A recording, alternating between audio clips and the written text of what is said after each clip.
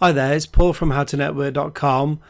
I've just uploaded the entire RedHat RHCSA certification, so the Red Hat Associate. It's for an out-of-date version of Red Hat, so there's a new version, so I thought I'd upload the course here.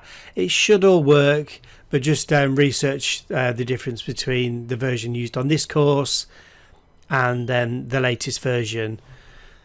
This was the original course page for the exam. So as I said, the exam stayed the same. I think the code's even the same, but they just maybe have new features and functions in the new version. So it's around 8 hours long. On the website, there's some an end of course certificate, which I can't give you obviously because you're on YouTube. But there's some follow-along labs. As I said, there may be a few little differences, but I'll leave it to you to research. So I hope you enjoy it. I'm going to be releasing some other full courses on YouTube, so if you don't mind, if you could subscribe and hit the bell and give the video a thumbs up, it really helps the algorithm, because then we get some more advertisements and it helps pay for some more courses. The only other thing is, in the course, when it was first written, we were installing all these operating systems on our home PC. So what I recommend you do is use VirtualBox or a VMware, whatever you prefer, and you can install your operating system. You can see I've got Windows here, a firewall, Ubuntu, Windows, but I've also got Red Hat. So there's loads of videos on YouTube showing you how to use VirtualBox. It's free. You can download Red Hat for free also and do all of the labs and follow along with the instructor. So that's all I've got to say. I hope you enjoy the course. And as I said, I'd really appreciate it if you give us a subscribe or at least one of the thumbs up and drop a comment. I'll see you on the next course.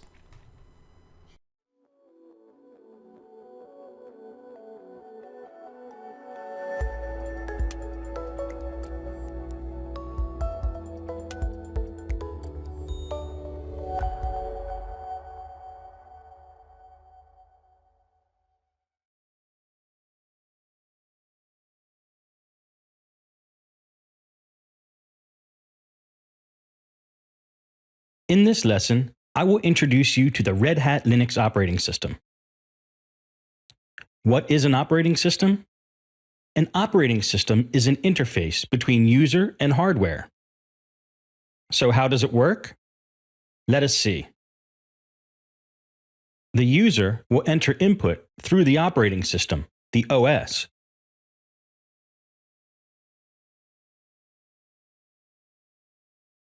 And the OS will process that request, and it will give it to the hardware. The hardware will process the request and give it back to the OS. From the OS, the user will get the output of the given input. In this way, an operating system will act between hardware and user. So an operating system is an interface between user and hardware.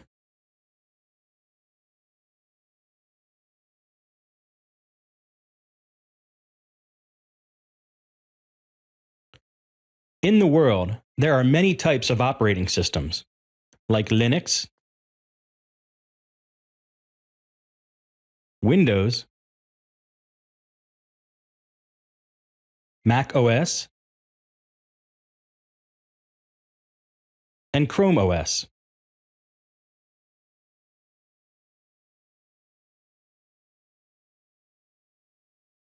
Then why?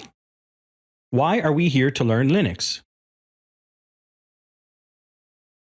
Because of its advantages. What are the advantages of Red Hat Linux compared to other operating systems?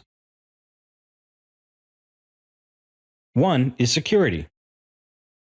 So, compared to other operating systems, Red Hat Linux is more secure than other operating systems. Flexibility. Compared to other operating systems, it is very flexible. Compatibility. Red Hat Linux is very compatible on almost any hardware, so we can easily install and use the operating system.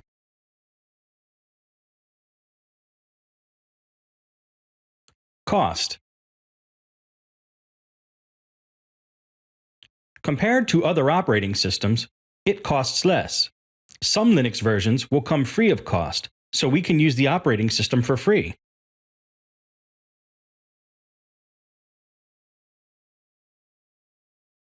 So, compared to other operating systems, Red Hat has more freedom. We can use whatever hardware we have. So Red Hat Linux will install on any hardware, so we have plenty of freedom compared to other operating systems. So these are all the advantages of Red Hat Linux: security, flexibility, compatibility, cost, and freedom. So what is a kernel? The kernel is the core of the OS. It is the interface between the hardware and the shell. So what is meant by shell? Shell is a command line interpreter. It is an interface between the kernel and program or user. So how does the kernel and shell interact in the Red Hat Linux architecture?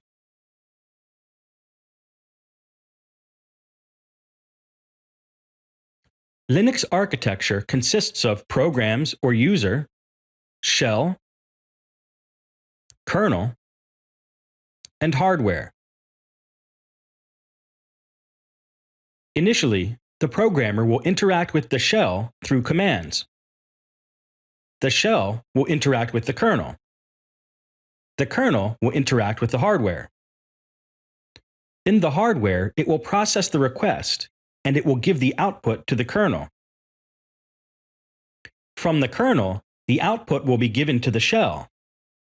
And from the shell, the user will get the output, and he will make use of that output. Linux architecture has been divided in this way. Next, we will discuss the history of Red Hat Linux. Linux was first developed by Linus Torvald in the year 1991. His Linux kernel was given to the Open Source Foundation. The first version of Linux was 0.01. What is the Open Source Foundation? The Open Source Foundation was a nonprofit organization, and it was founded in the year 1998 under the U.S. National Cooperative Research Act of 1984 to create an open standard for an implementation of the Unix operating system. In February 1996, the Open Source Foundation merged with X-Open to become the Open Group. This Open Source Foundation consists of free operating systems and software under the GPL. GPL stands for General Public License.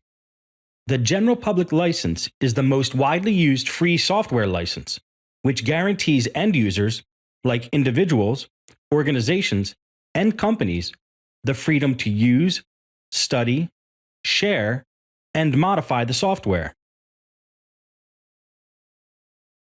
The Linux kernel was bundled with many different software packages from various distributions.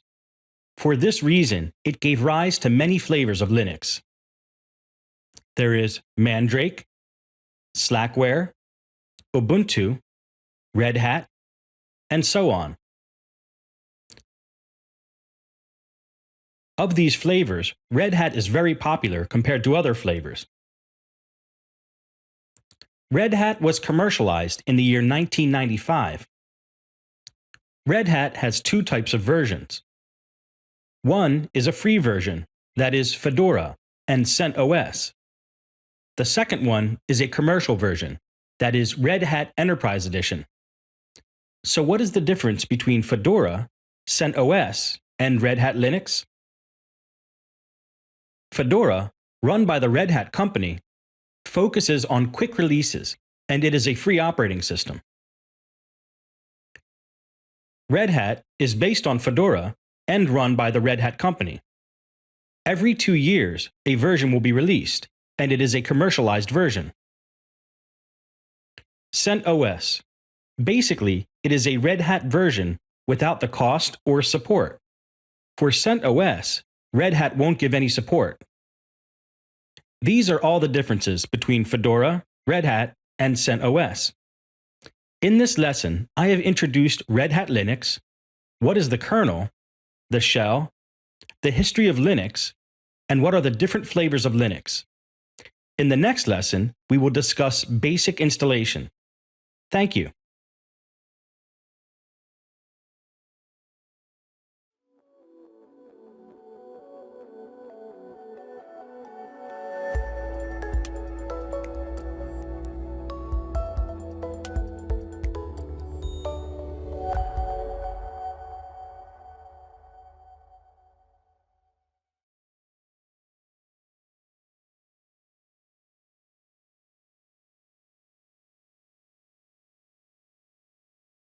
In this lesson, we will discuss how to install Red Hat Linux. There are many ways to install Linux, but in this lesson, I will use a DVD to install the operating system. First, insert the DVD in the DVD drive of the computer and boot the system.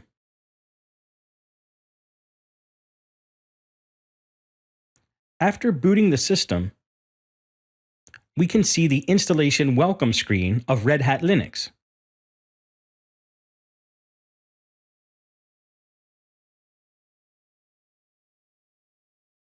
On that screen, there are many options like install or upgrade, install system with video drivers.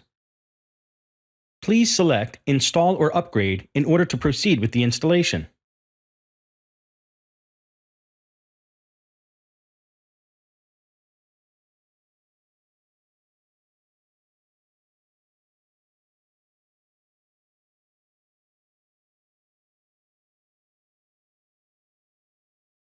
After that, we can see the disk found screen. On that screen, it will ask us to check the media. Here, we can press the skip button to proceed further.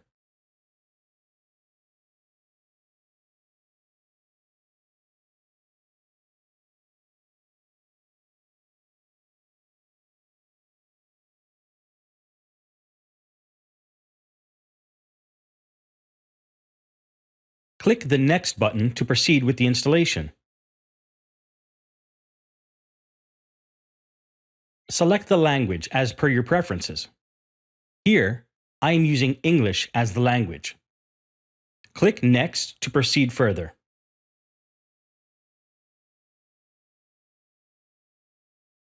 Click Next again to proceed further. In this step, we can see two options. One is Basic Storage Device, and the second one is Specialized Storage Device. Please use Basic Storage Device and click Next.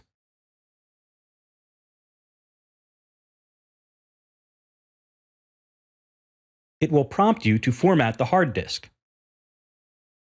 Click Yes, discard any data to format the hard disk.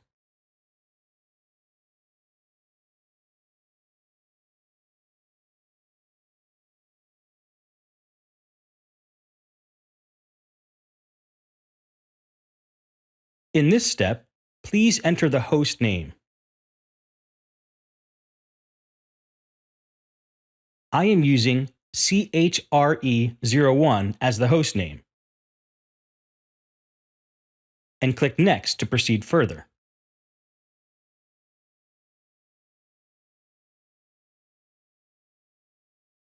Select the time zone to continue. Here, I am using American time.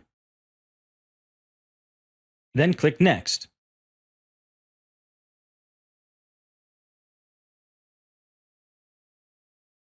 Please enter the root password and confirm it.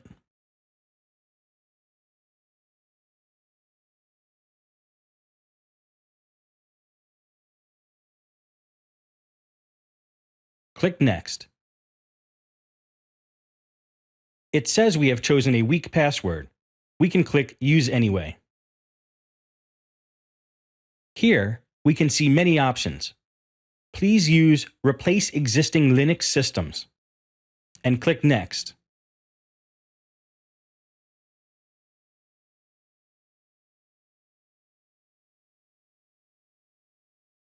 click on Write Changes to Disk to proceed further. It will create the different file systems in order to install the operating system.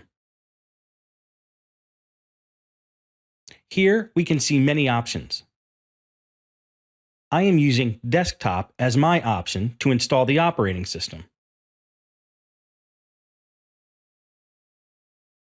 Press Next to proceed further.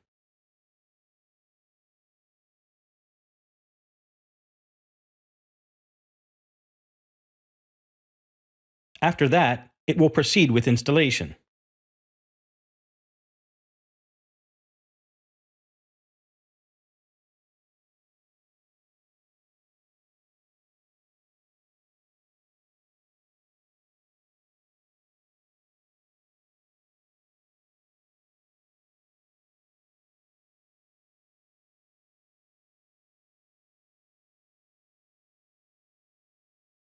Depending on the system hardware, it will take some time to install the operating system.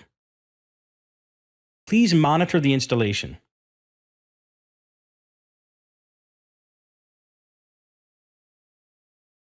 If the machine has a lot of memory and a fast processor, the installation will complete in a couple of minutes.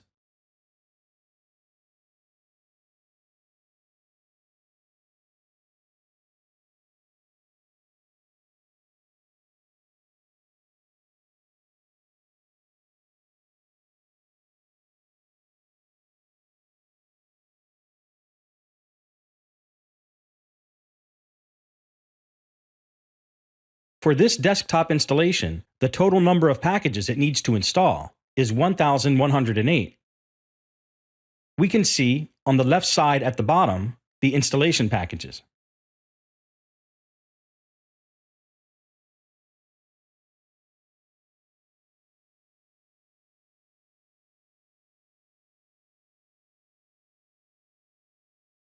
After installing the packages, we need to reboot the machine manually. Click on Reboot to proceed further.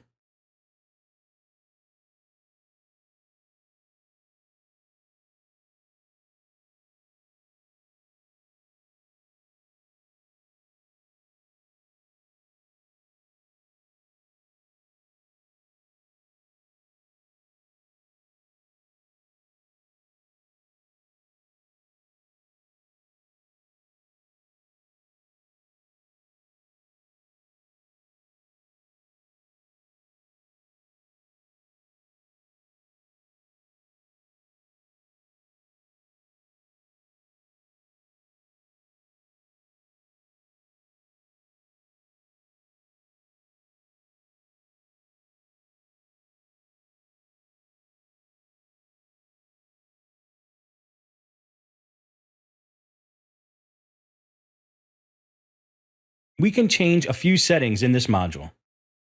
Just click Forward to proceed further. You need to accept the license agreement. Click Forward to proceed further.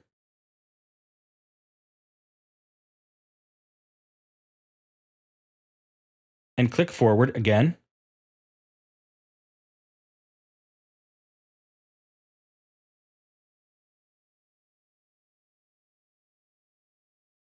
Here, you need to enter a username apart from root.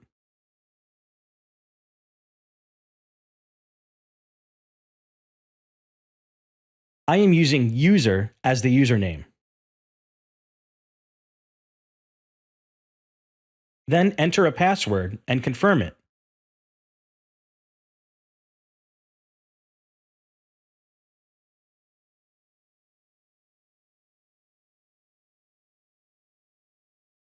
Please click Forward to proceed further.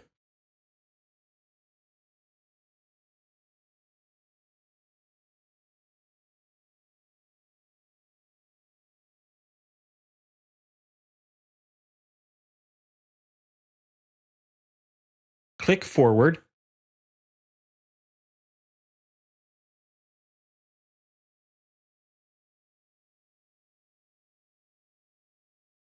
And click Finish to complete the installation.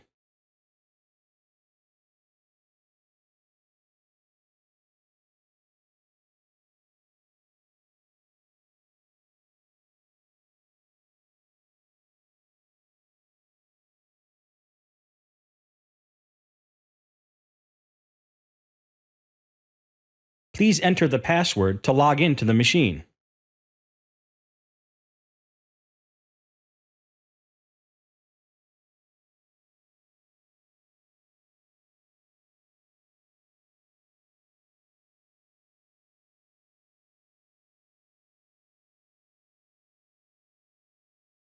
And this is how we install Red Hat Linux on a machine. In the next lesson, we will discuss Red Hat Linux Desktop.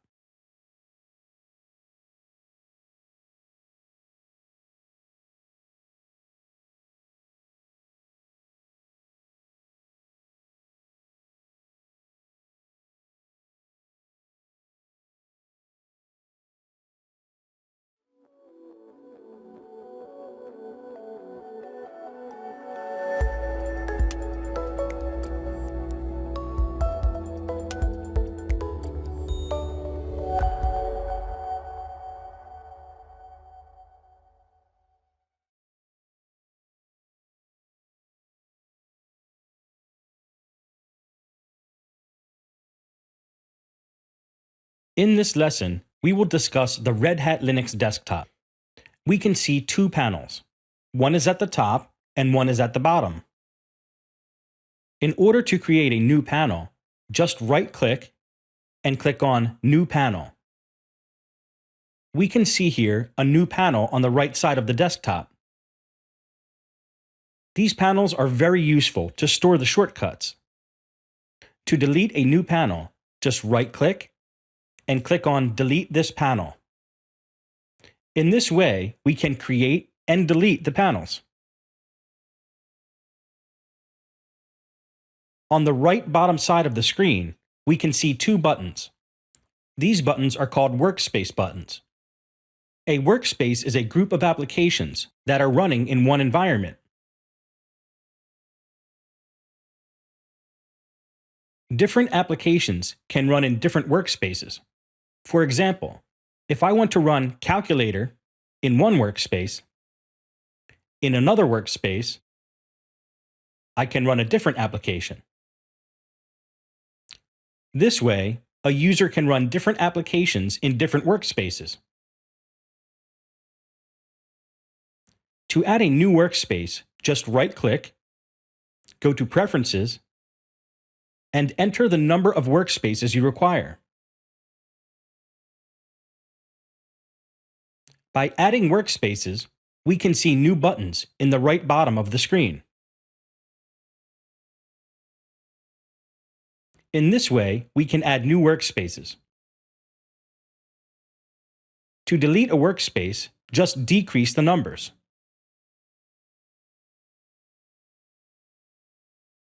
In this way, we can create and delete new workspaces.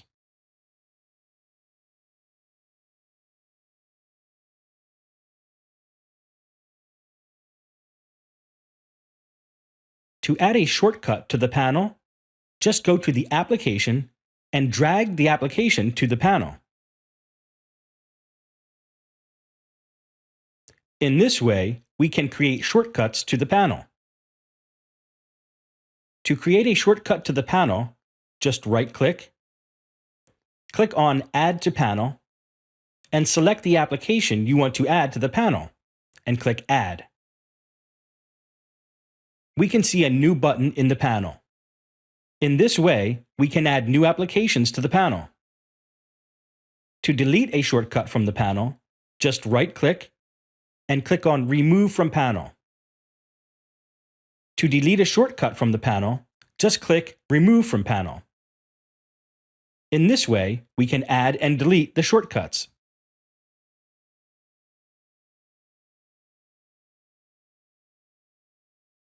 To change date and time, right-click on the upper right button and go to Preferences. Click on General.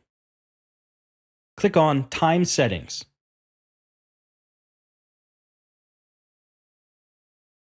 So from here, we can change the time. To change the date and time, root password is required. After entering the root password, the date and time will change. If you want to add a new location, just go to Locations and click on Add, and select your time zone from the drop-down list. Enter the location name.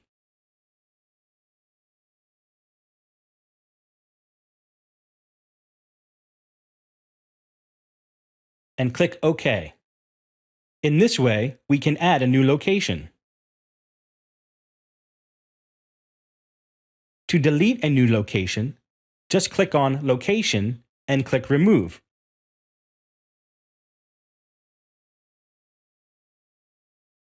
To change the weather settings, click on Weather and select options from the drop-down list. In this way, we can change date and time, location, and weather.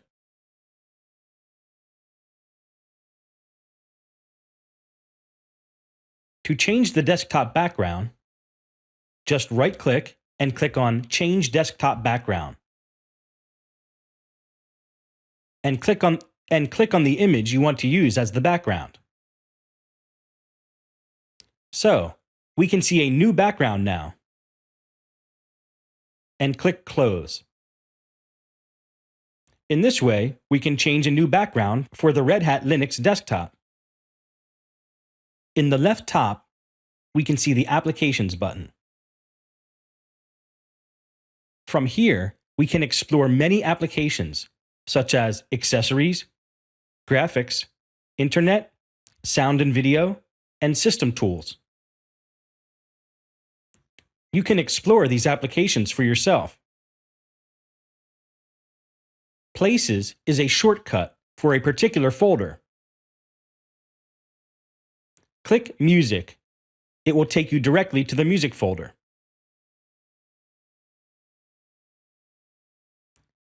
Click on Documents.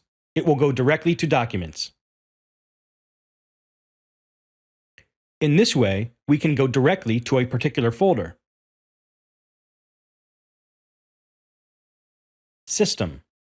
The System button consists of Preferences, Administration, and Documentation.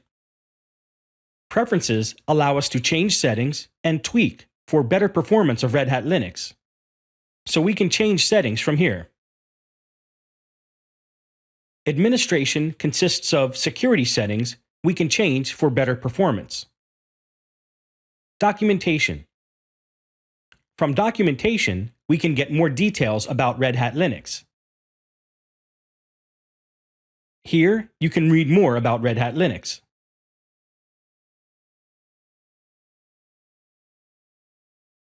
We can get more help from the Help button. Here, we can get more help for a particular topic. From the search box, we can search for a particular topic.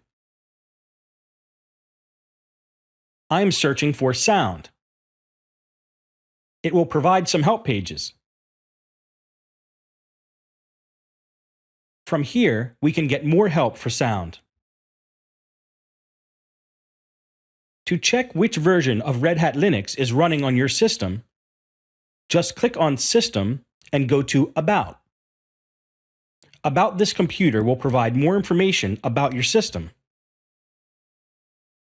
From here, we can get more information, like what version of Linux is running, and hardware details, such as how many processors are running.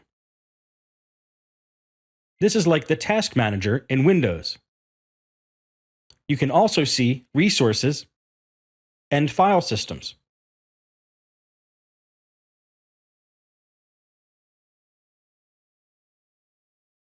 You can lock the screen by pressing Lock Screen.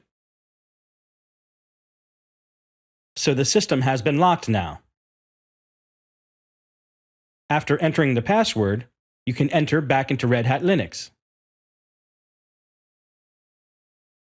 If you want to log out the user, just click on Log Out User. It will ask you permission. So if you want to log out, just click on Log Out.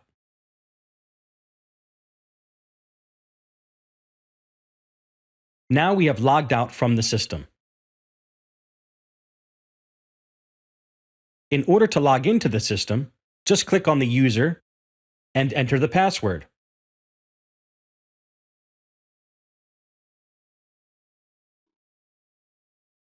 In this way, we can log in and log out from the system.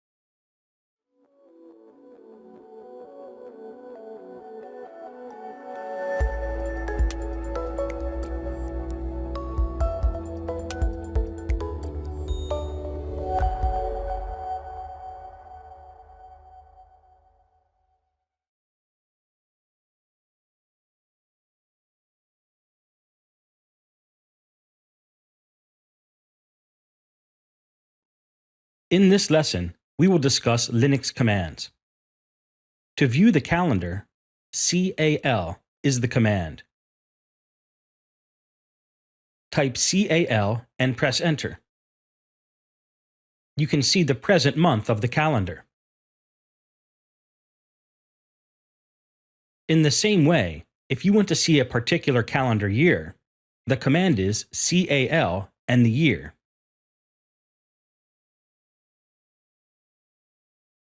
In this way, we can see the whole calendar year. If you want to see a particular month and particular year of the calendar, the command is CAL month. After that, we need to type the year. So, in this way, we can see a particular month of a particular year. If you want to clear the screen, the command is clear. Just press Enter so it will clear the entire screen. Clear is the command which we will use repeatedly to clear the screen. The next command is date. This command will give you today's date and time. This command is very useful if you are working on any server to know the date and time of a particular server. To know current user information, who am I is the command. Type who am I and press enter. It will show you information about the user that's logged in.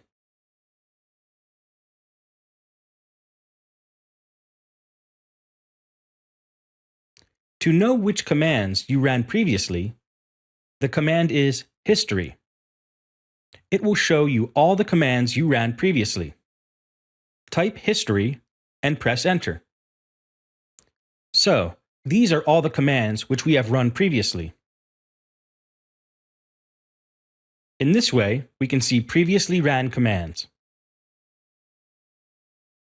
To know which version of the operating system you are using, the command is uname and press enter. It will give you the output of which version we are using. If you want more details, we need to use options, uname-a. It will give you entire details of the Linux version you are using. Working on commands is very interesting. Sometimes you don't know which command is useful for which operation. When that happens, there are many useful commands which we can use to get more details about a particular command. The command is man, and you need to give the command name. For example, previously we have used many commands. Let's say I don't know too much about the history command and I want to know more details about it.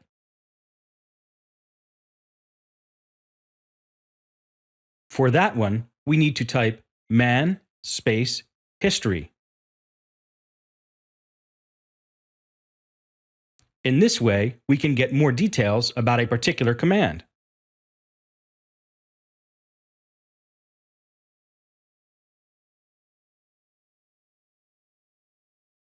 So as you can see, we can get details about any command, and we can see the options for that command.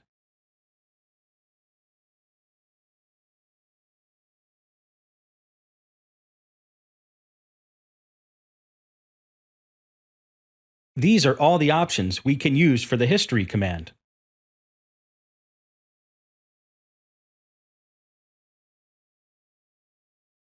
In order to quit from this man page, just press Q so we can come out from that command. This man command is very useful if you don't know the operation of a particular command. If you want to know which options you need to use for a particular command, we can get it from the man page. Also, there are other methods that show which options can be used for a particular command.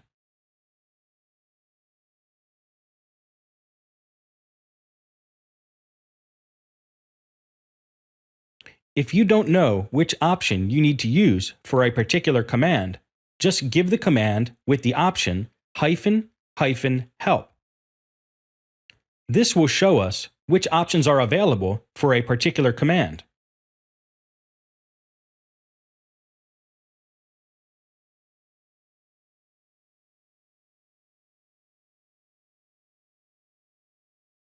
So these are all the options which we can use.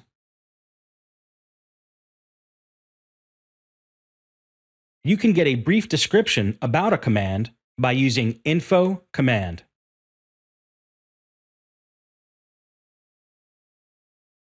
Here, we can see that the function of the ls command is to list directory contents. Info is a very useful command, which will give us more details about a particular command. In order to leave this page, press Q.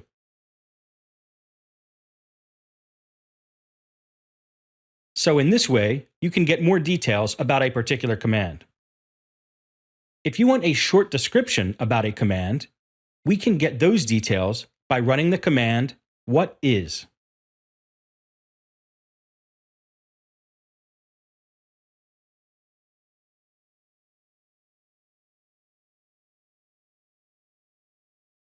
The syntax is whatis space command.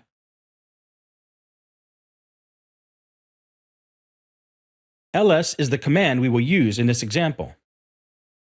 In this way, we can get a short description about a particular command. Let's create a dummy file. Type touch, file name. In this case, file1. This will create a dummy file. So in that file, there won't be any data. Touch is a very useful command if you want to create multiple files by using a single command. Let's do a demonstration.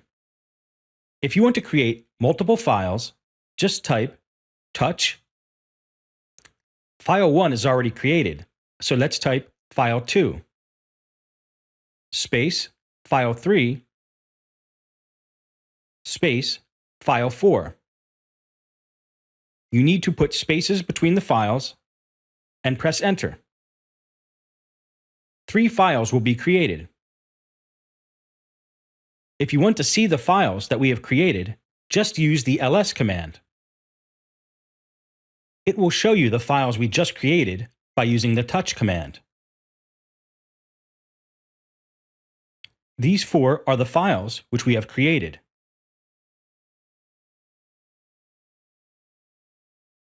To create a new file, the command is cat, and the syntax is cat greater than file name.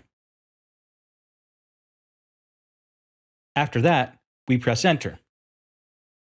It will go to the edit prompt, where we can edit the file.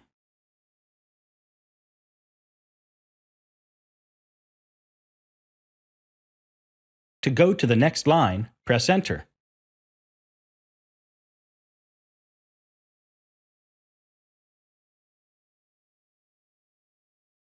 In order to save this file, press Ctrl-D. It will save the file. To see this file, the command is cat and the file name, and press enter.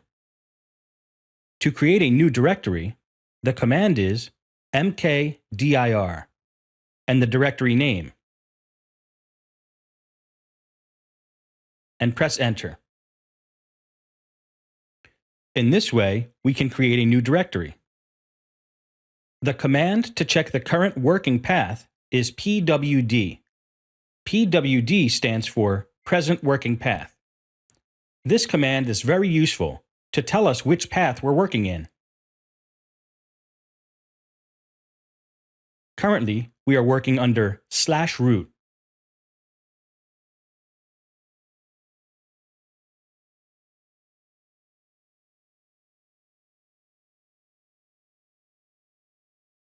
The command to list the files and directories under a particular path is ls. ls will show us all the files and directories under a particular directory. There are many options which we can use for ls to get more details about directories and files. Here I am using -l to get more details about the files and directories under a particular path.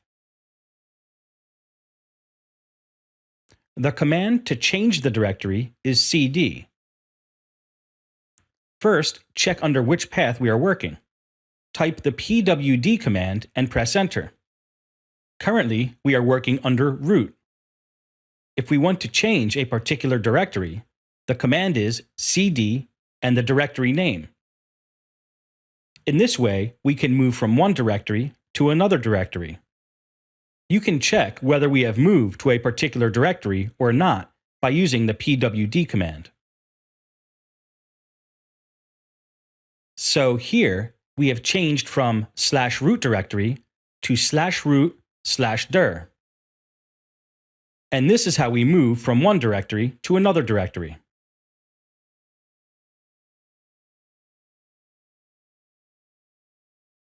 To copy files from one location to another location, the command is cp source path and destination path. Here, I am copying file1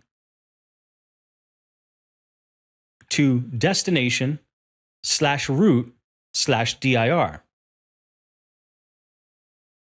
In this way, we can copy a particular file from one path to another path. Let's see if the file copied to /root/dir. I am changing directory to /root/dir and give the command ls. We can see file 1. So, this is how you copy a file from one particular location to another location. There are many options for the cp command. If you want to copy all the files under a particular path, the command is cp-r. In this way, we can copy all the files from one location to a different location. The command to move a file from one location to another location is mv, source path, and the destination path. Let's see what files we have in this directory. So, let's demonstrate this with file 2. We will try to move file 2 from one path to another path. Type the command mv space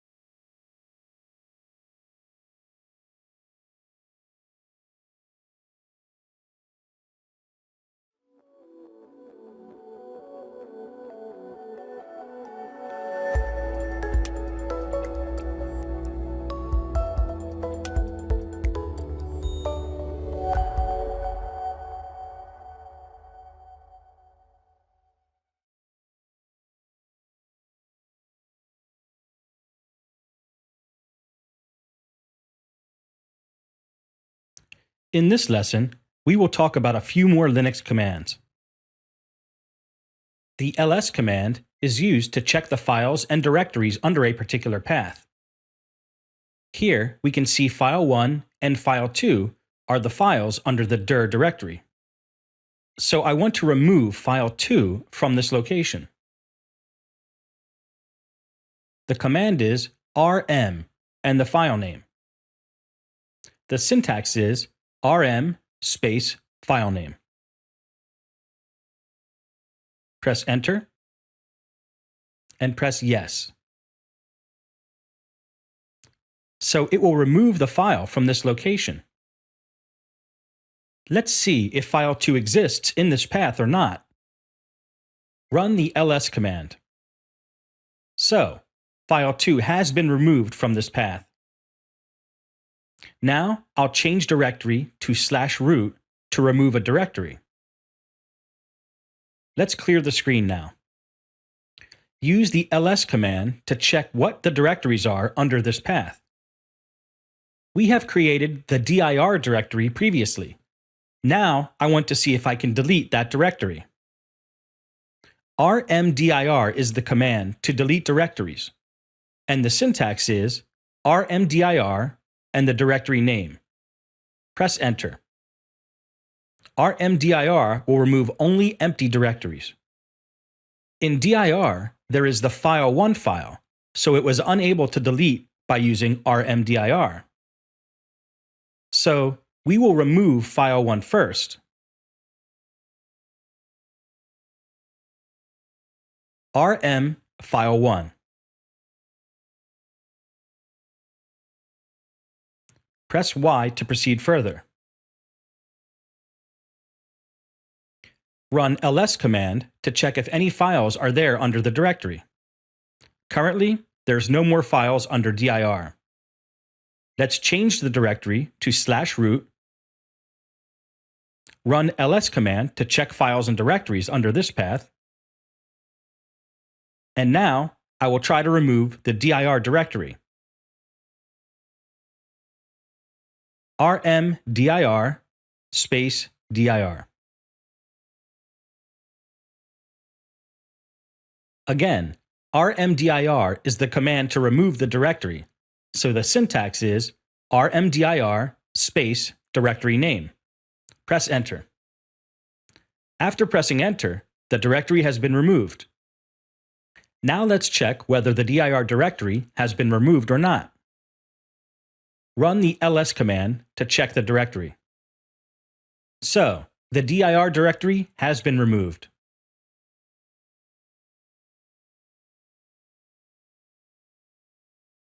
There are many options for rm.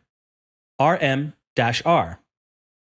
rm-r will remove all the directories recursively from that particular path. rm-f. rm-f is the command to forcefully remove all the files and directories under a particular path. There are many options for rm, but these two options will be most useful. To create links in Linux, the command is ln source path and destination path. Let's create one link for a file. Just type ls. So I want to create a link for install.log. So the command is ln, the source path, and the destination path.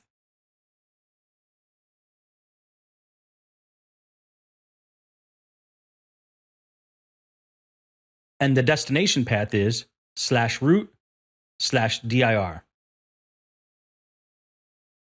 In this way, we can create a link for a particular file. Let's check whether the link exists in the destination path.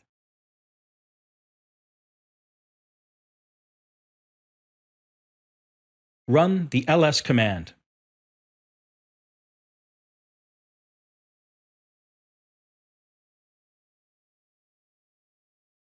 So, install.log has been linked from /root to /root/dir.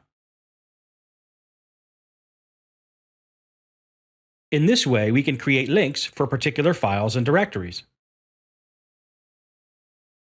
If you want to unlink this file, just run the command unlink and the file name.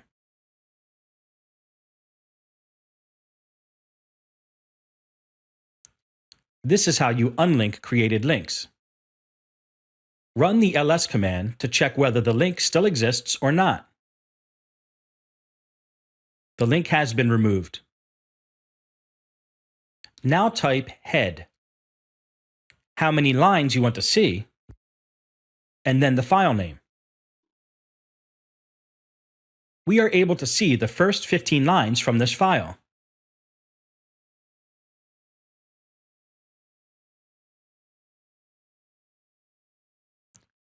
The head command is very useful if you want to see a few lines from the top. Tail shows you lines from the bottom. And the syntax is tail space how many lines you want to see from the bottom and the file name.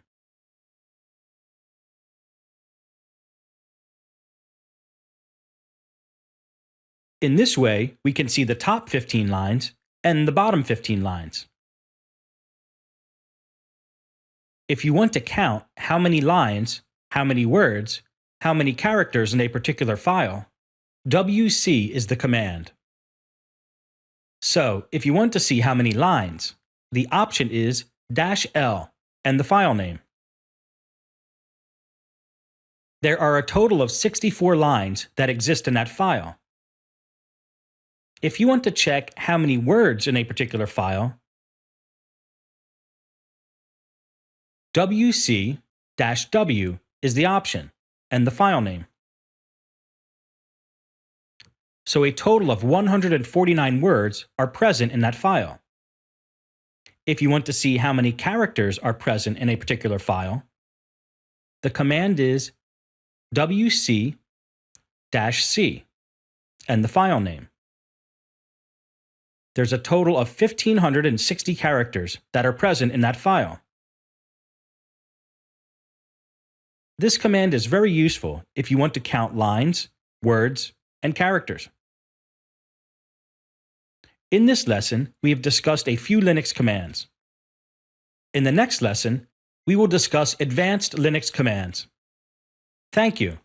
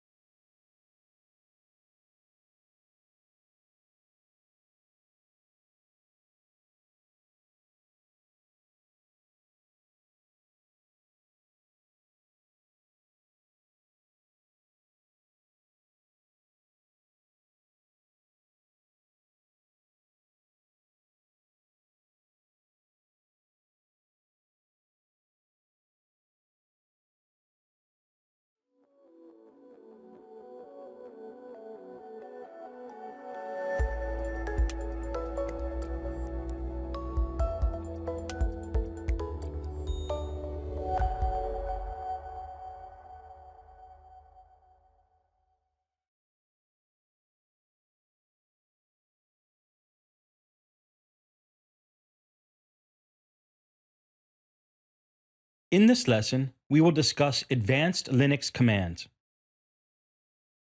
First, we will start with the grep command. The grep command is used to search a pattern in a file or directories.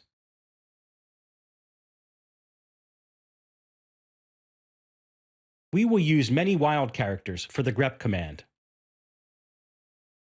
Let's see how to use the grep command to search for patterns.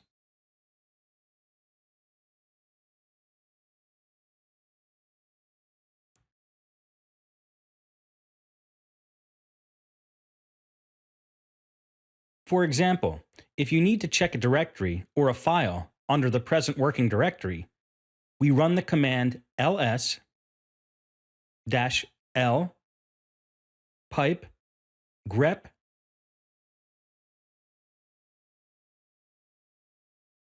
dir star. So, this command will check all the dir related information under the root directory. Press Enter. Currently, there is no dir related information in this path. If you want to search a file or directory under the present working directory, the command is ls-lai pipe grep and the directory name for which you are searching. So it will give you the output that was related to the search pattern. In this way, we can search files or directories under a particular path.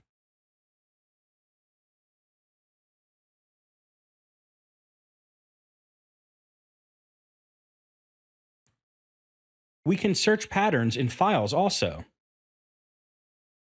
For that, we need to create or use an existing file. Under this path, I am searching the anaconda-ks CFG file to search. So let's check what information exists in the anaconda-ks file. There is much information that exists in the Anaconda file. So, I need to search with some pattern by using the grep command. For example, I'll search for a CP pattern in the file Anaconda. So, it will give you the output that is related to the CP search pattern. Here, we can see many CPs that were related to the search pattern. In this way, we can search particular patterns in the files.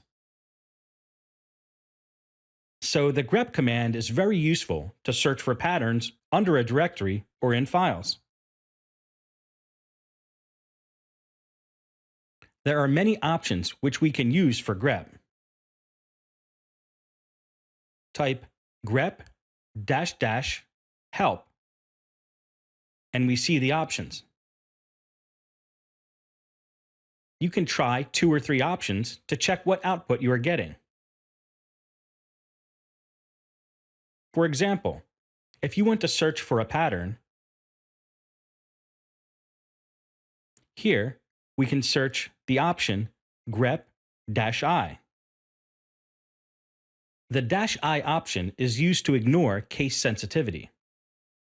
For example, we have dir. The dir directory is under this path, so we will search for dir directories using the grep command.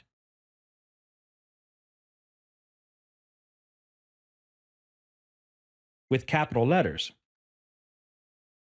Here, we search the pattern dir with capital letters so that dir does not exist in this path. So, if you put option I, it will ignore the case sensitivity, and it will give you the output of the files that are related to dir. In this way, the pattern will ignore by using the hyphen option. Let's see how this command will work without the -i.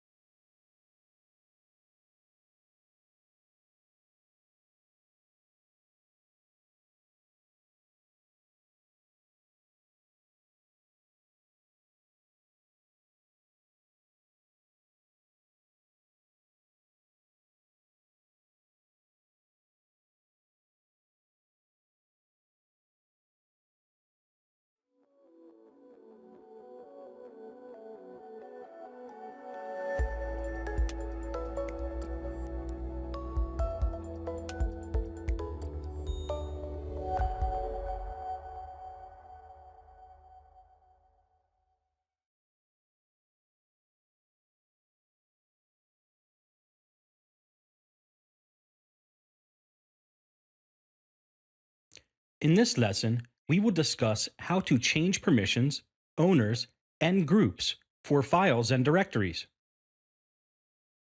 Chmod will be used to change permissions on files and directories. Here are the values. For R, the value will be 4. For SUID, the value will be 4. For W, the value will be 2. For SGID, the value will be 2. For X, the value will be 1. And for sticky bit, the value will be 1. So what is meant by RWX? R stands for readable. W stands for writable. X means executable. These are all the permissions which will be used on files and directories. SUID, SGID, and sticky bit are the special permissions which we will implement on files and directories. So how will we calculate these values to apply permissions on files and directories? The calculation will be, if we need to apply RWX, the value will be 4 plus 2 plus 1. We need to add the R value, the W value, and the X value. So in this way, the calculation will be applied to the files and directories in order to apply permissions. If we are giving Rx, the value will be 4 plus 1, which equals 5. So for files and directories, the permissions will be classified as below: owners, groups, and others. So here, for owner, RWX, the value will be 7, and group 7, and others 7. For RX, for owner, the value will be 5. The group value will be 5. For others, the value will be 5. For RW, the value will be 6. For group value, 6. For others, the value will be 6. For files and directories, the SUID, SGID, and sticky bit permissions will be classified as below. For owners, groups, and others, SUID has been classified as RWS. We will see the S symbol if a file or directory has SUID permissions. For SGID, we will see for group RWS if the file and directory consists of SGID. We will see RWT for sticky bit for others if the file consists of sticky bit permission. The advantage of sticky bit is only the owner is able to delete. To change the permissions for a file or directory, we have a command, chmod.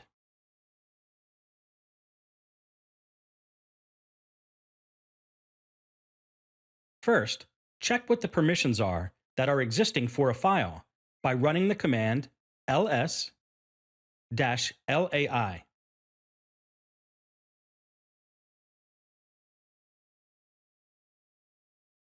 Here, we will change permissions for a new directory. The command to change permissions for a file or directory is chmod. So, I want to add write permission for both group and others.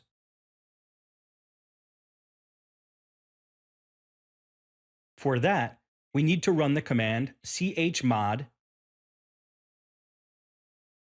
g plus w, comma, o plus w.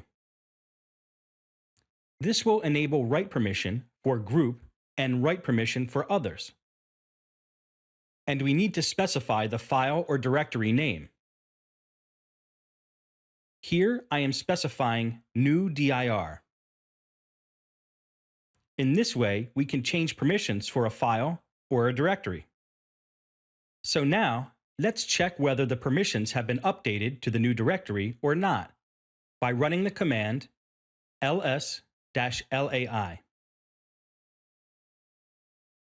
So, from here, we came to know that write permission has been successfully added to new directory by using the command chmod.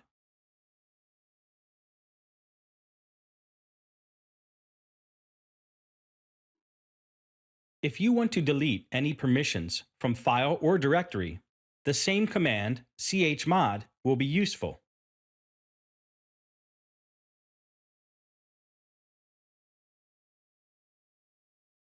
We will change permissions for new dir. So I want to delete read and write permission for others.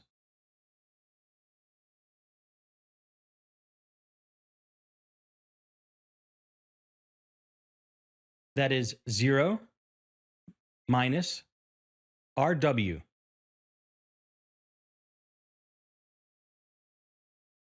For group,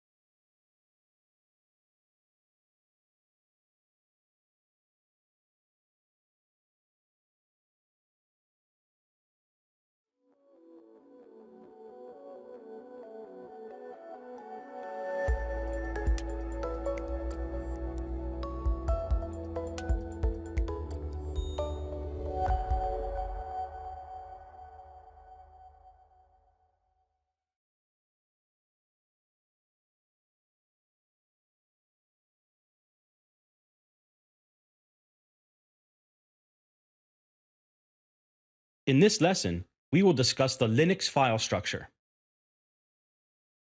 So, root is the parent directory in Linux. Let's examine the importances of different directories in the Linux file structure.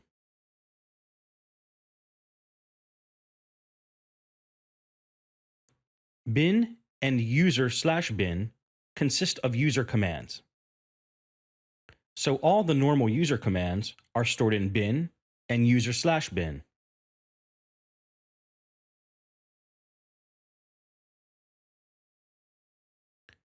Sbin and user/sbin consist of all admin commands. These commands are nothing but root commands. etc consists of all system and network configuration files. /usr consists of all man pages and documents. /lib consists of all modules. In the /lib directory, all the programmable modules will be saved.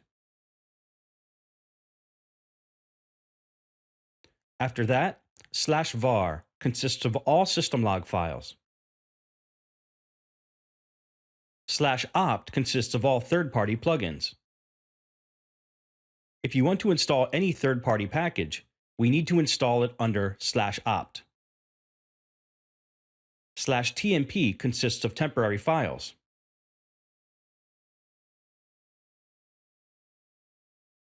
/devices consist of all physical device information. This device information is for kernel reference only.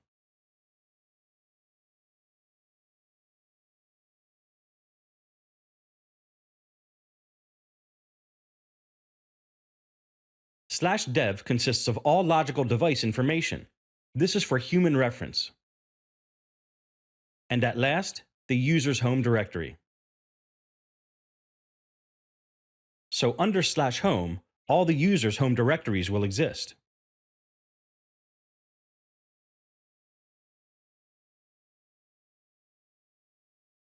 In this way, Linux file structure has been divided into different directories, so every directory has its own importance.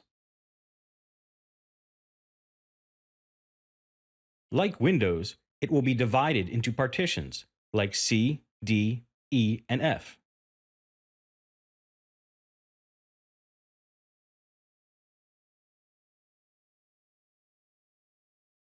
Next, we will proceed with the boot process.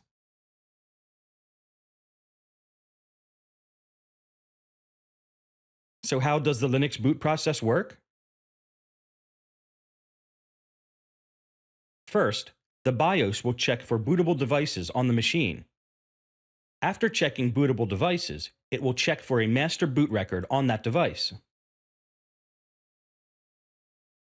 After that, it will check for a partition table on that device. And after that, it will check for a bootloader. A bootloader consists of all bootable files. In Linux, the bootloader will be grub, so it will check for the grub bootloader. After that, it will check for a kernel. The kernel consists of all core operating system files.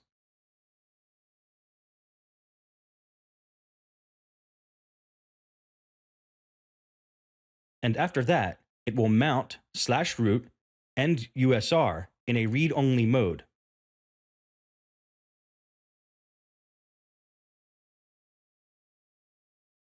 And then it will check for etc/init tab. etc init tab consists of the default run level. After that, it will check for etc fstab, which consists of all mount details. So by getting these details, it will remount all file systems. And this is the way the boot process works in Linux. What are run levels in Linux? There are many run levels in Linux. The first one is run level 0, which consists of power off. So in run level 0, the system will power off. The second one is Run Level 1, which is a single user mode with only text mode.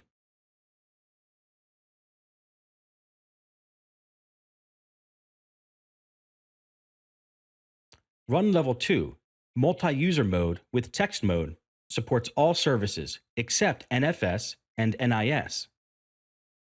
Run Level 3, multi-user text mode, supports all services. In Red Hat Linux, the default run level is 3. Run Level 4 is unused, so it is used for future purposes.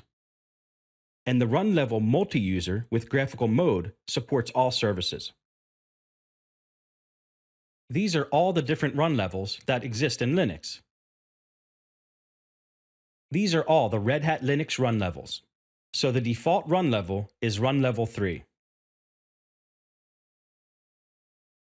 So, in this lesson, we learned about the Linux file structure, boot process, and what the different run levels are in Linux. Thank you.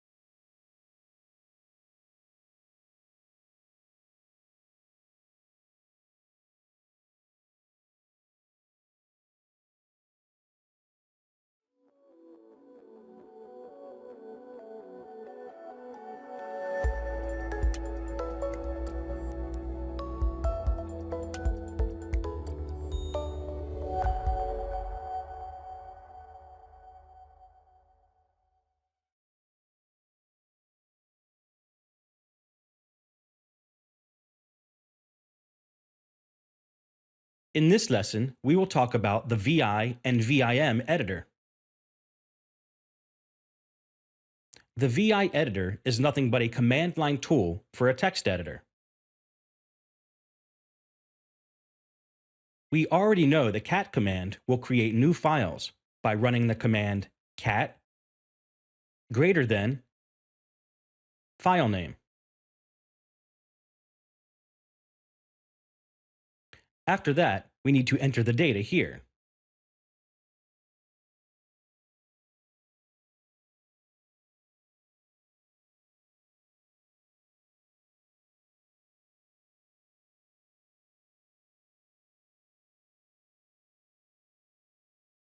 And then press Enter, Control-D.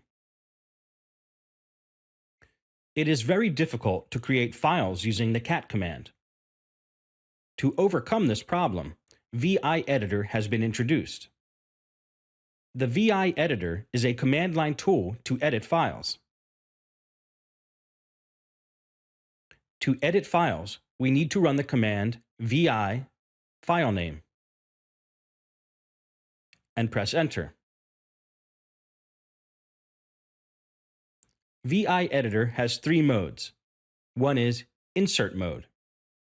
We need to press I on the keyboard. We can see the VI Editor in Insert mode in the left bottom side of the editor. After that, we can edit the file.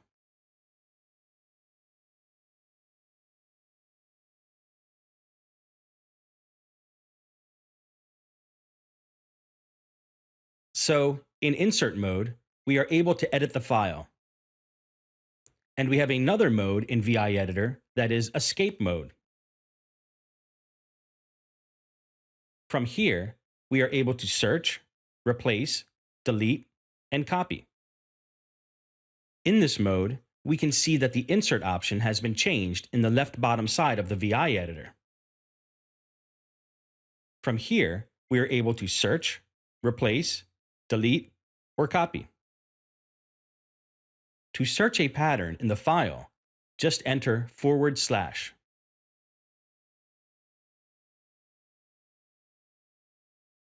We can see // in the bottom left-hand side of the editor. After that, we need to give the pattern to search. And press enter. Here, I'm searching for a pattern home. Press enter. And it will take you to the home keyword. In this way, we can search any pattern in the VI editor.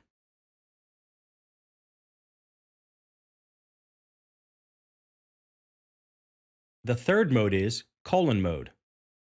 This mode is very useful to save and quit the file, or just quit the file. To use it, press : on the keyboard. We can see the colon on the bottom left side of the editor. To save the file, we need to type WQ. WQ is the option to save the file on the VI editor. If you want to save the file forcefully, we need to type the exclamation mark. After that, press enter. So, in this way, we can save a file which was edited by the VI editor. To check whether the file has been successfully saved or not, just run the command cat file4. And we can see the modified file here. If you don't want to modify this file, just go to the : mode. And after that, simply type Q. Q means quit. W means write.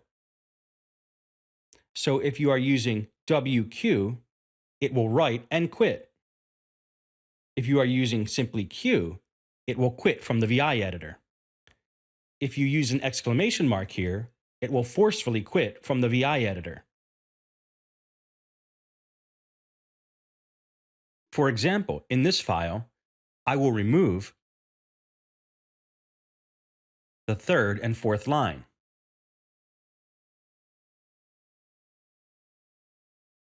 Just by pressing the delete button on the keyboard in insert mode. After that, I want to quit this file without saving. For that, go to : mode. First, go to escape mode. And after that, press : on the keyboard, so that it will go into : mode. If you are in insert mode, first you need to press escape.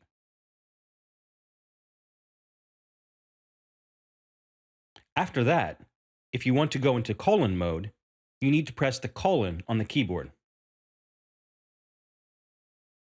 So, here I don't want to save any changes in this file. So, I will just type Q in : mode.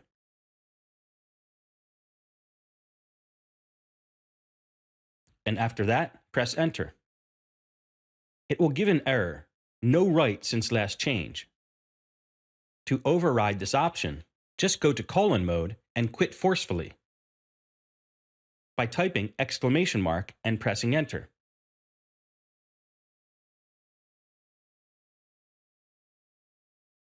So, I have tried to edit this file, but I quit without saving the file. Let's see by running the command cat file4 and pressing enter. We can see the third and fourth line exist in the file because we quit the file without saving. In this way, we can use the VI editor.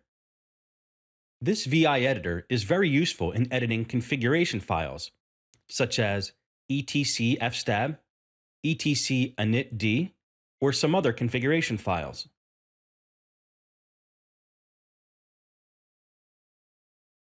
So, you need to practice well in VI Editor.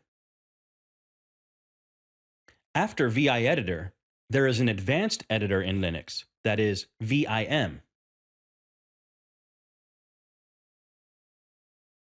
This is the advanced version of VI Editor. And we have a few options in VIM Editor. Type VIM and press Enter. From here, we can see the options that exist in VIM Editor. So, if you want to edit a file in VIM Editor, just give the command vim file4. You can get more help for this VIM Editor by running the command :help. It will give you more information about the VIM Editor. So we can get more details from there.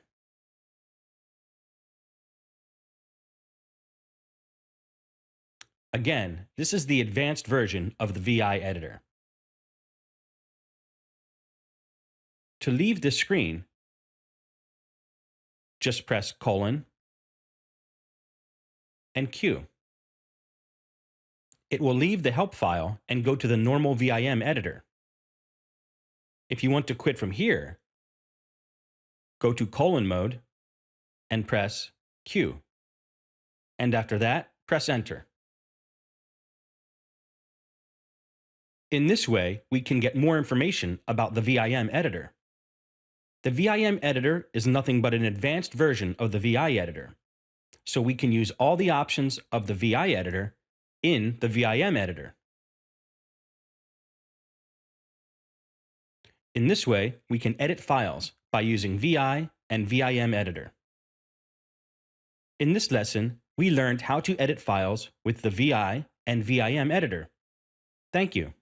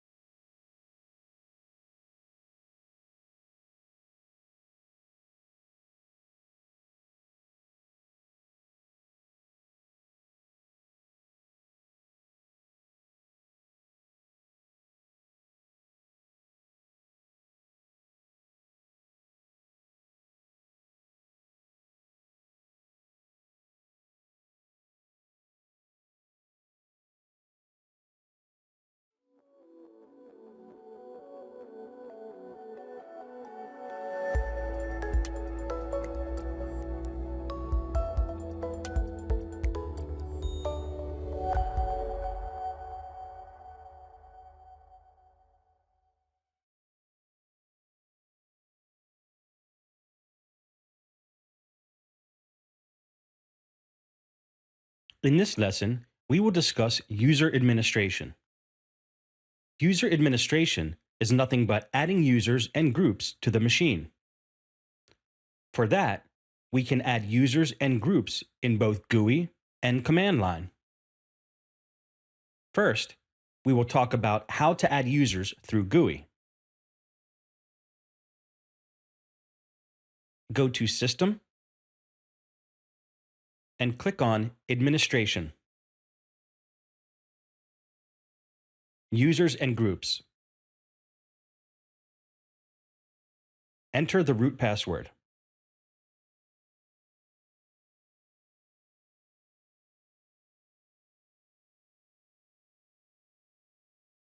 From here, we can see what the users and groups are that are currently added to the machine. If you want to add a new user, just click on Add User. I'm entering the username as Oracle.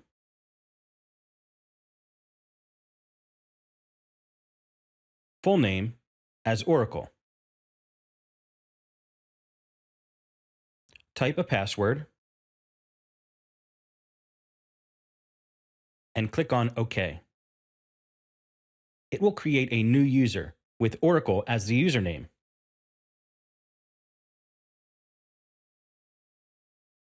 Click Yes to proceed further. In this way, we can create a new user in the Linux machine. To check groups, just click on Groups. From here, we can see what the groups are that are currently available. To add a new group, just click on Add Group and enter the group name. Here, I'm making the group name SQL. Click OK. So, it will create a new group with SQL as the name. In this way, we can add users and groups through the GUI. To add users and groups through the command line, just go to Terminal and switch to root.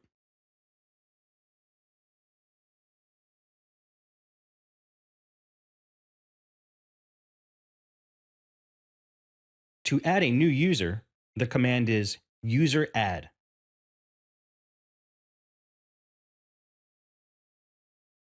I will add the username Java. In this way, we can add a user through the command line.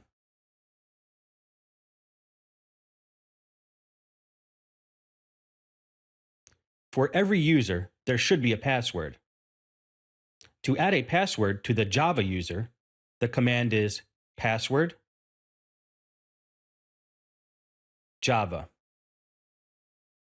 In this way, we can add a password to the users.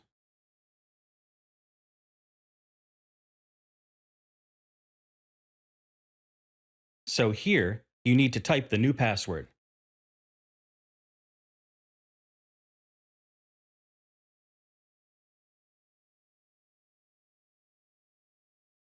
In this way, we can add passwords to users. To see details about users, we have two files that consists of all the user information. Those files are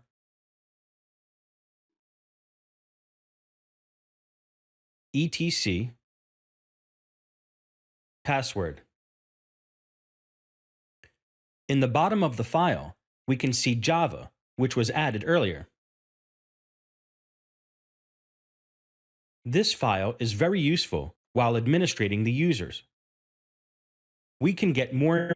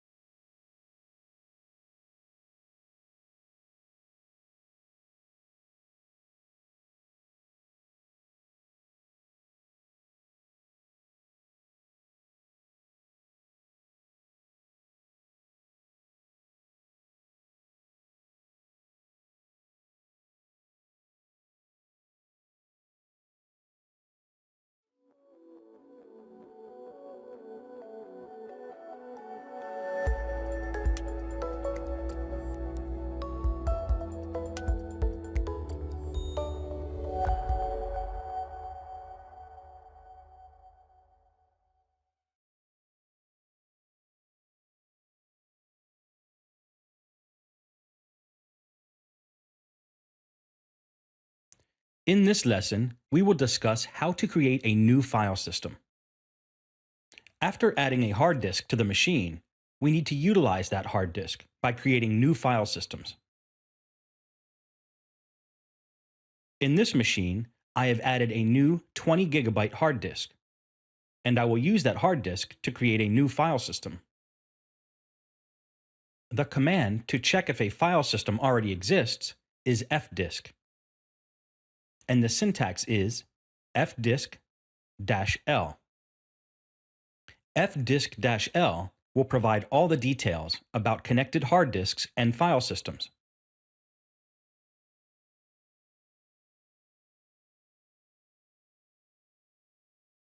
From here, we can see the disk /dev/sda contains 21.5 gigabytes.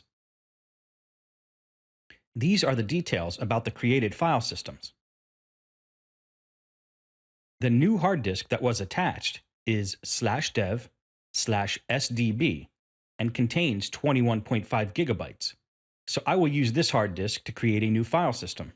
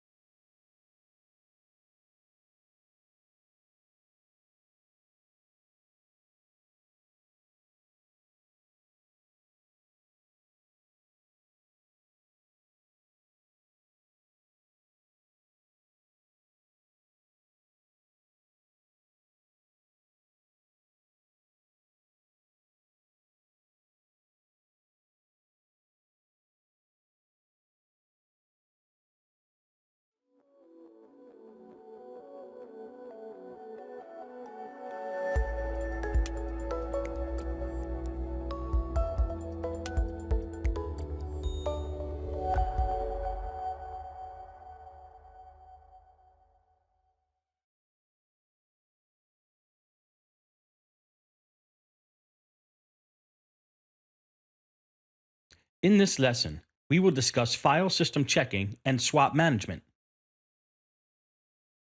Sometimes file systems get errors, and users are unable to read and write their data from the file system. At that time, users will ask us to run a file system check on a particular file system. First of all, we need to run the command df-h. It will give you all the file systems that are connected to the machine. In this lesson, I will use /dev/sdb1 for file system checking. To proceed with file system checking, first of all, you need to know that the file system should not be mounted. Here, by running the command df-h, you can see that /dev/sdb1 has been mounted on new partition. First, we need to unmount that file system. The command for this is umount / and the mount point.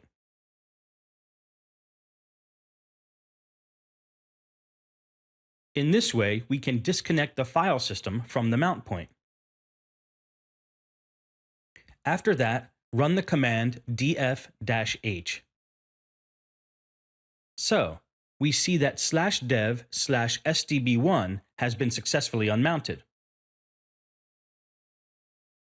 After that, you need to know which type of file system it is. In Linux, there are many types of file systems. For example, ext2, ext3, and ext4. So first you need to know which type of file system it is. For this, you need to open cat/etc/fs tab. By opening this file, you will see which type of file system it is. We can see that /dev/sdb1 has the ext4 file system. So, to check the file system, first we need to unmount the file system, and we need to know which type of file system it is. After that, to check the file system, the command is fsck and type ext4 and the file system name. Here we are running the file system check for SDB1. Then press enter. It will give you the output, and we can see the file system is clean and looks good. If you want more options on fsck, just run the command fsck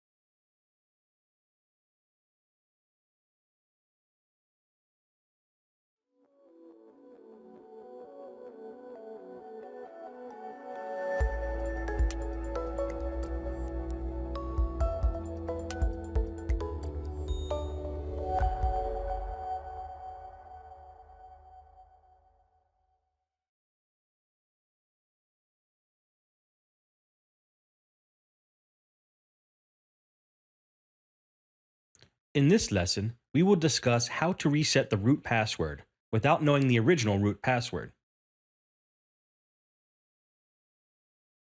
This is one of the possible questions which you can face in the Red Hat certification exam.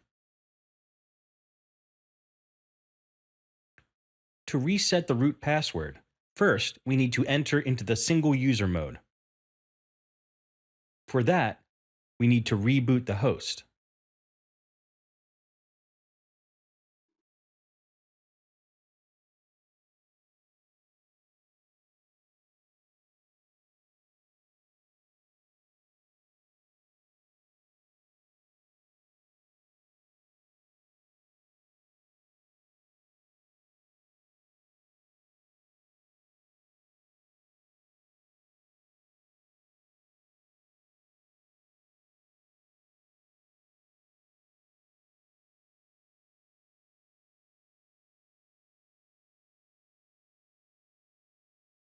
So, we need to enter into the grub prompt. This is the grub prompt, in which we can edit the kernel. For that, we need to press E to edit the kernel. After that, we need to go to kernel. And to edit the kernel, we need to go to the second line and press E. Here, you need to type *1. This means we need to boot the host using single user mode. After that, press Enter. Then press B to boot the machine in single user mode.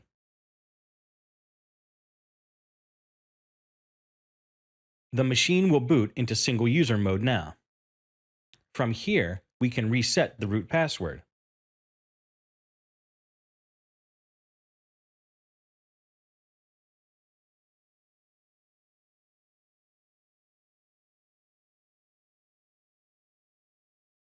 So, from here, we can see that we are in the root prompt, so we have access to reset the root password. From here, we can reset the root password. Just type the command passwd, which is similar to resetting the password for a normal user. After that, we need to type the username, which is root. Then press Enter. From here, we can reset the root password. Just enter the root password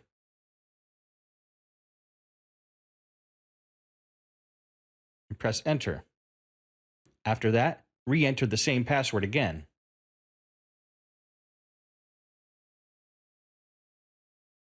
So, in this way, we can reset the root password through single user mode.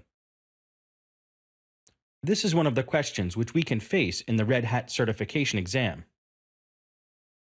After that, enter the reboot command so that it will reboot the host normally. So, this is the way we can reset the root password without knowing the original root password. After that, press Enter.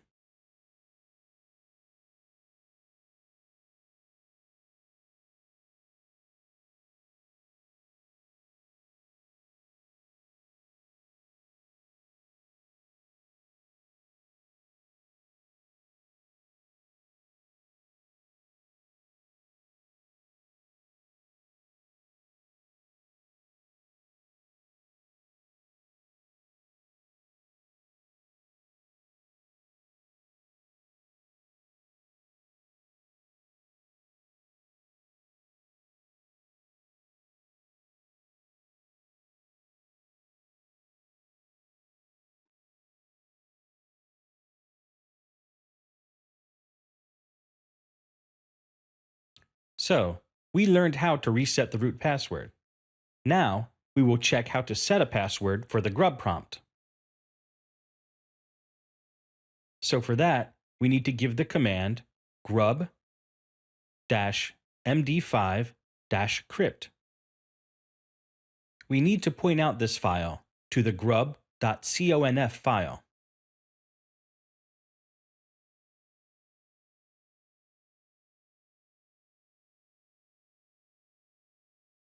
In this way, we can redirect the output to /boot/grub/grub.conf.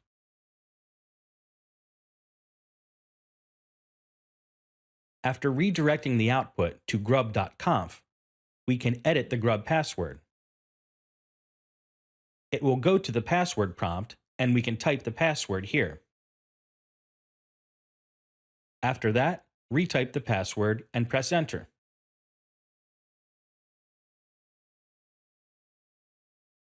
So we have successfully created a grub password.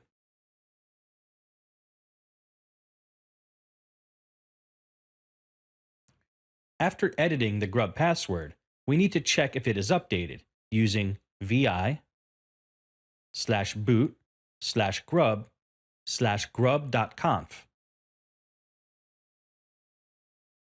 This is the main configuration file for grub. Here, we need to edit the password information.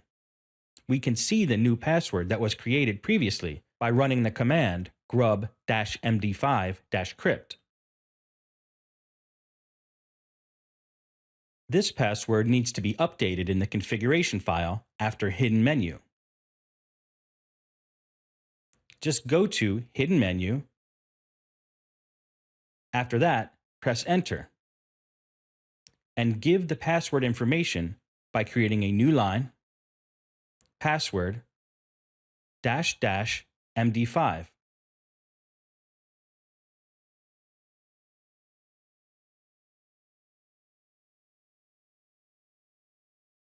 And the encrypted password, which we can copy from here.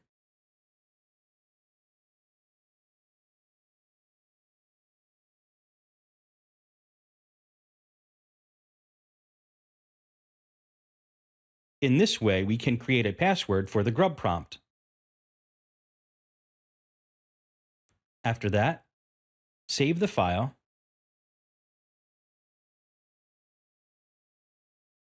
and check whether grub is asking for a password or not by rebooting the host.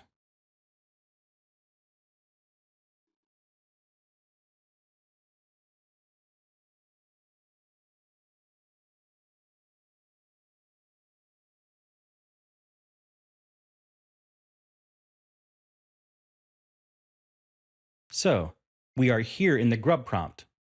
To enter the password, press P. It will ask for the password. Enter the grub password to edit the grub prompt. After that, press Enter. Now we can edit the grub prompt by pressing E. So, from here, we can edit the grub prompt. And this is how we put a password in for the grub prompt.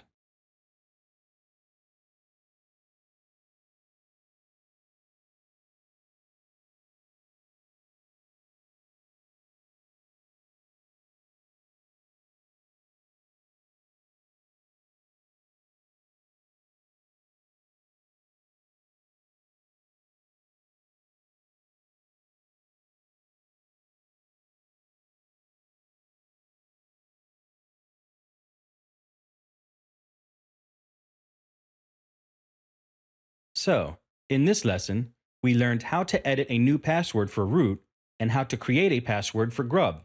Thank you.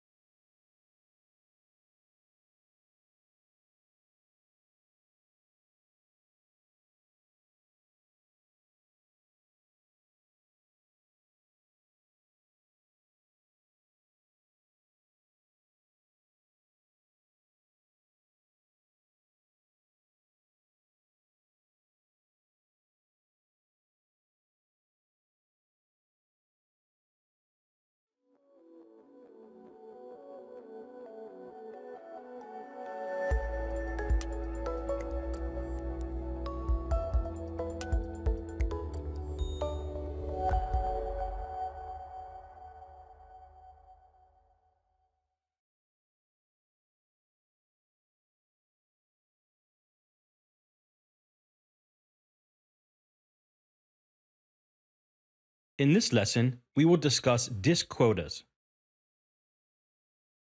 Disk quotas restrict the amount of disk space utilized by users and groups. It will increase the system performance. Disk quotas will be implemented only on file systems.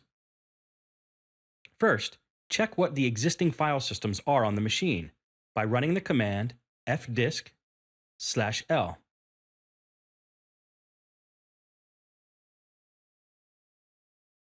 We will use /dev/sdb2 to implement disk quotas. First, check whether the file system has been mounted or not by running the command df-h. The file system has been mounted on /quota, so we need to remount the file system to enable disk quotas on this file system. The command is mount-o remount, usr quota. USR quota is to enable user quota, Grp quota. Grp quota is to enable group quota. After that, we need to type the file system name, and after that, the mount point. In this way, we can remount the file system to enable user and group quota. After enabling group quota on the file system, we need to edit etc fs tab to make it permanent.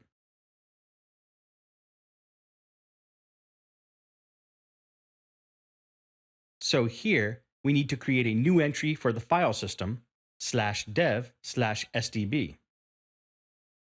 The file system is /dev/sdb2.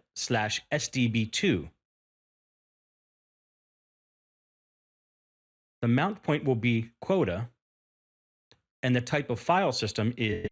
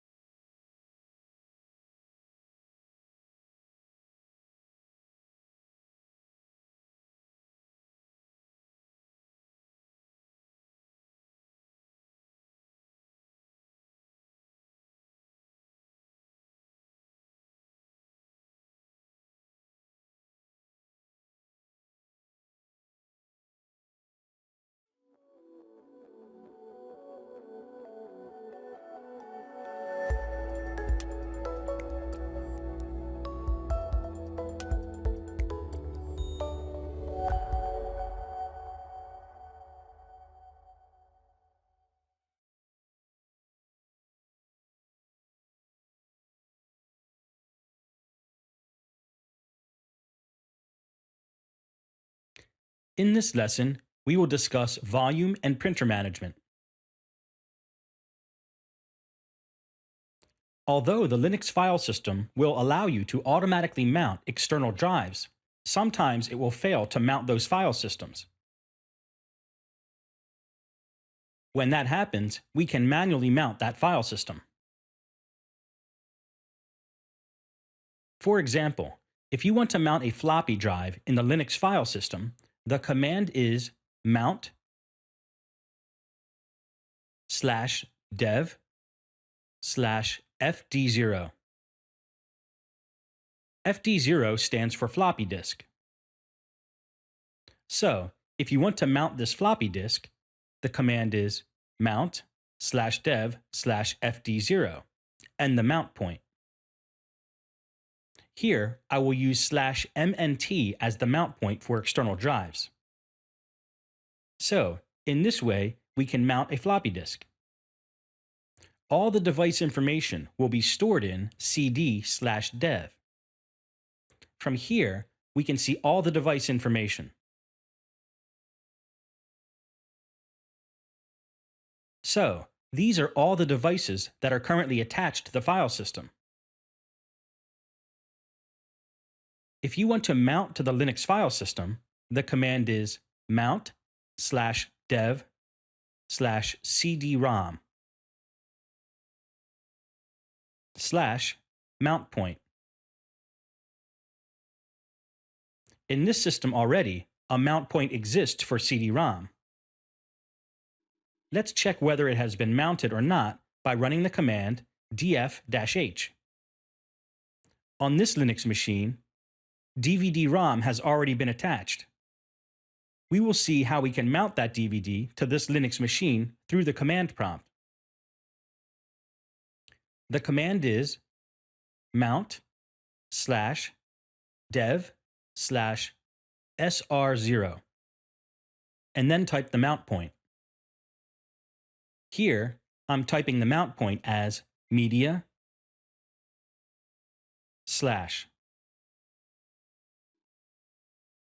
After that, press enter.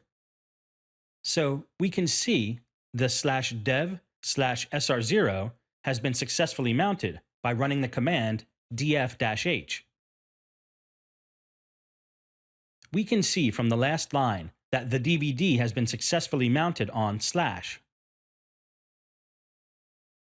If you want to check, go to cd/media and run the command ls-lai. From here, we can see that the DVD-ROM has been successfully mounted in the machine. In this way, we can mount a DVD on the machine by running the command mount/dev/sr0 and the mount point. If you want to unmount this file system, just run the command unmount/media. Run the command df-h. We can see the DVD-ROM has been successfully unmounted from the machine. In this way, we can mount and unmount the DVD-ROM. We can see the mounted DVD-ROM from the GUI by double-clicking Computer. Here, we can see the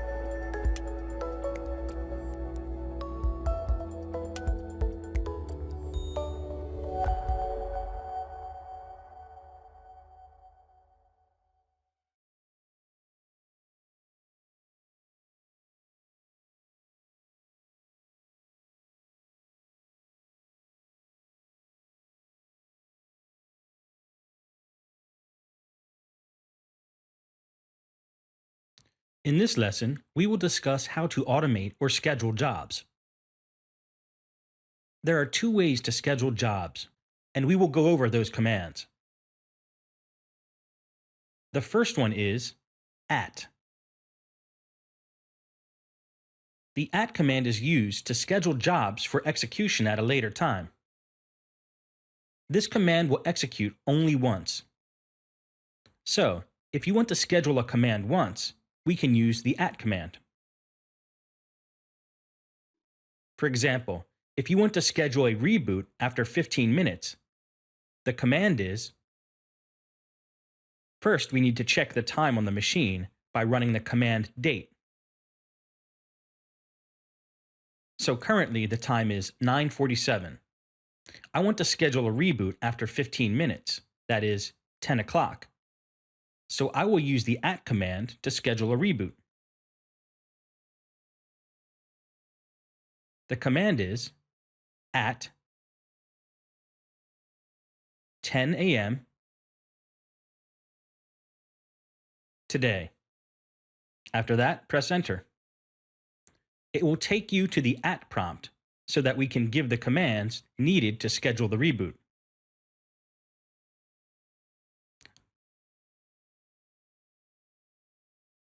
So, I can type the command reboot here. After that, press enter. If you want to save this @ job, we need to press Ctrl-D. This will save the @ job. So, if you want to see whether it has been successfully saved or not, the command is ATQ. ATQ will show all the queues in @. So after running this command, it will give you the output at 10 a.m. as a scheduled job. So in this way, we can see what jobs are existing in the @ queue. So, we have scheduled a reboot at 10 a.m. So we can see the queues in @ jobs by running the command ATQ and @-L.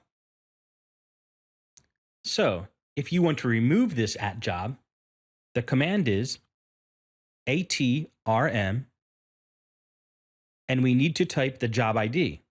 Here, the job ID is 2, so type the job ID and press enter. By running this command, the job ID 2 has been successfully deleted. So, to check whether it has been successfully deleted or not, just run the command ATQ. Job 2 has been successfully deleted. In this way, we can create scheduled jobs by using the command @, and we can delete scheduled jobs by running the command ATRM. Now we will discuss a different way to schedule jobs by using @, and after that, type now. So if you want to schedule a job after 5 minutes, just type +5 minutes. If you want to schedule it for after 5 hours, just type 5 hours. After that, press enter. So it will go to the @ prompt, and I want to shut down the machine after 5 hours. You can type the command shutdown.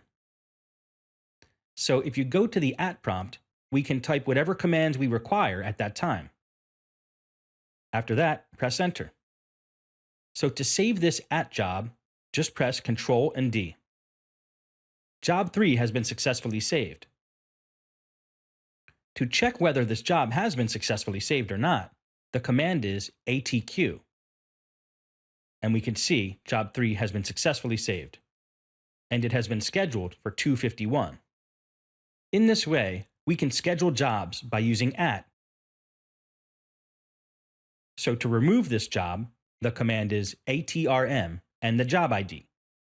Here, the job ID is 3. In this way, we can create scheduled jobs by using the @ command. The service for the @ command is ATD, so to check whether this service is running or not, just run the command service attd status. It will tell you the port, whether @status is running or not. So currently, the @service is running, so we can utilize the command. Next, we will discuss how to schedule jobs through cron tab. The cron tab command executes automatically according to the scheduler. This cron tab file executes repeatedly, so there is a main difference between cron tab and @. Cron tab will execute the command repeatedly. To schedule a job using cron tab, the command is cron tab-e. After that, it will take you to a text editor. Here, we need to type what needs to be scheduled. First will be the minutes, from 0 to 59. So I will type 15 for 15 minutes. The next column is hours, so I will type 10 for 10 o'clock. After that, the day of the month. I need this job to repeat daily, so for that, I need to type the asterisk. After that, the day of the week. Again, I need this job to run daily, so I will type an asterisk. So the first one is minutes, the second one is hours, the third one is day of the month, the fourth one is month of the year, the fifth one is day of the week, and after that, reboot. So this job will schedule a reboot every day at 10:15 a.m.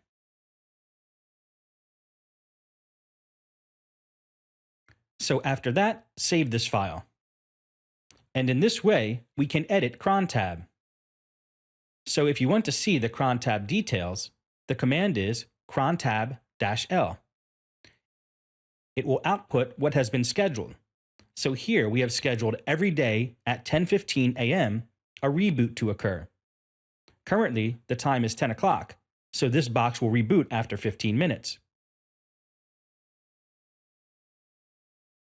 In this way, we can edit scheduled jobs by using the cron tab command.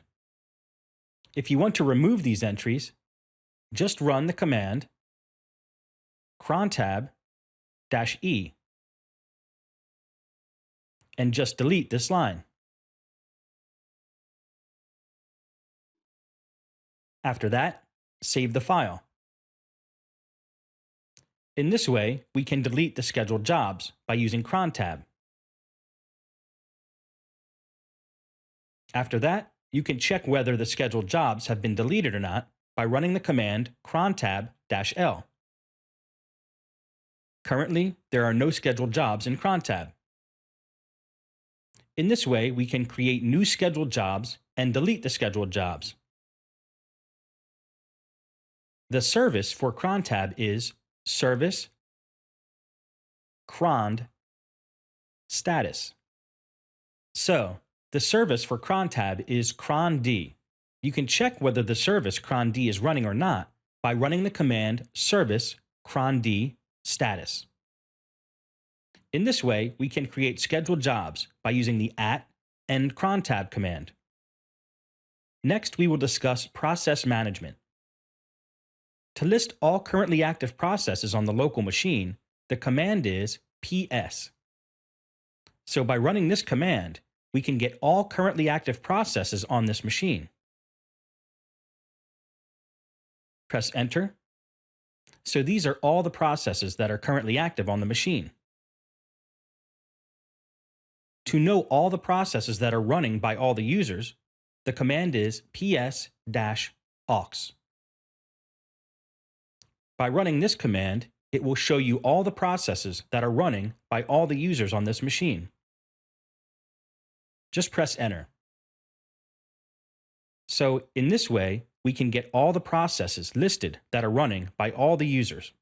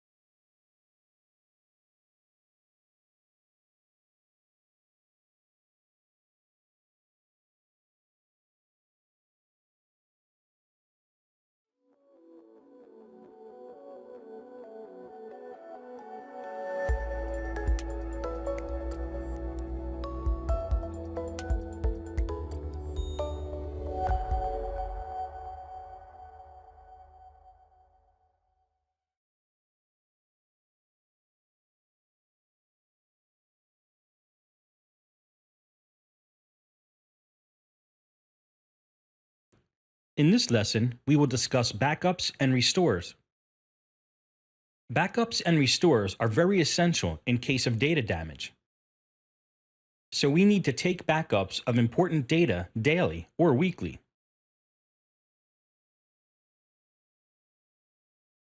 It will help you to restore data in case of critical situations. There are two types of backups in Linux. The first one is file backups, and the second one is entire file system backup. First, we will take a look at how to back up files. The command is tar. The tar command is used to take backups of files. For example, just check which directory you are currently in. Currently, we are working under root home directory. So just check the files that are present in this directory by running the command ls-lai. So, I want to take a backup of all the files and directories under this path.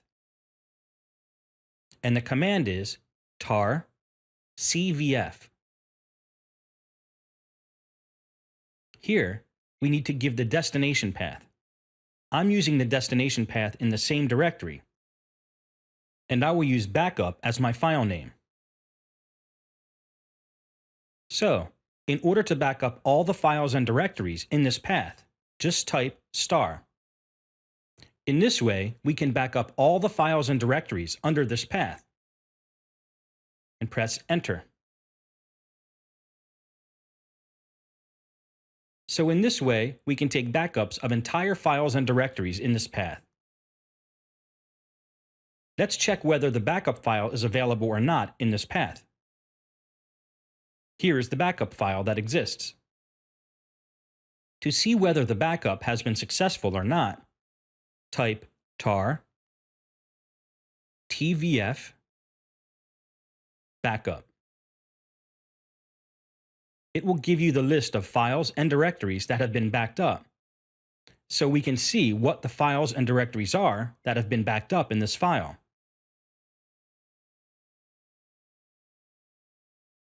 So in this way, we can see what the files and directories are that have been backed up. So if you want to restore these files, the command is tar xvf backup . So, by running this command, we can restore all the files and directories under this path. I want to restore all the files and directories into the restore directory. First, create the restore directory. After that, cd to restore.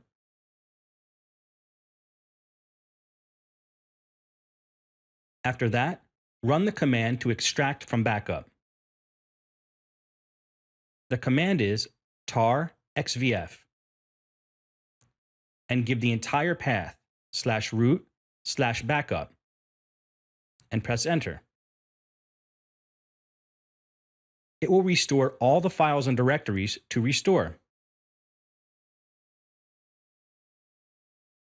Check whether it has been successfully restored from backup or not by running the command ls-lai. And we can see all the files and directories have been successfully restored from the backup file. In this way, we can back up particular files and directories and restore all the backed up files to a particular path.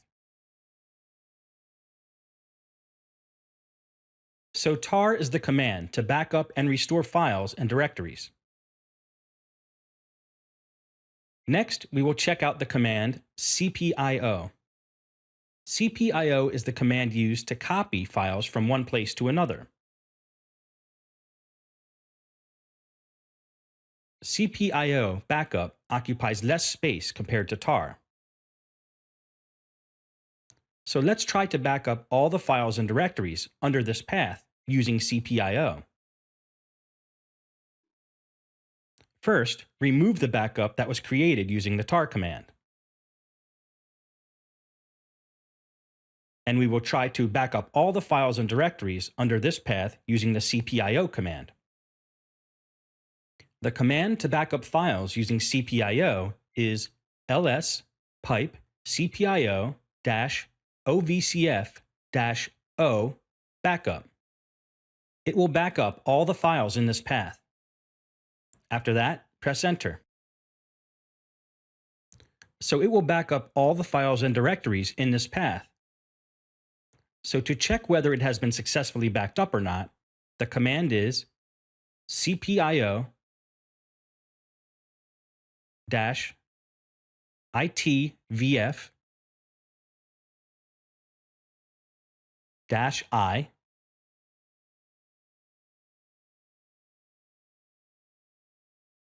backup. So we can see all these files and directories have been successfully backed up. So to restore all these files, the command is cpio -icvf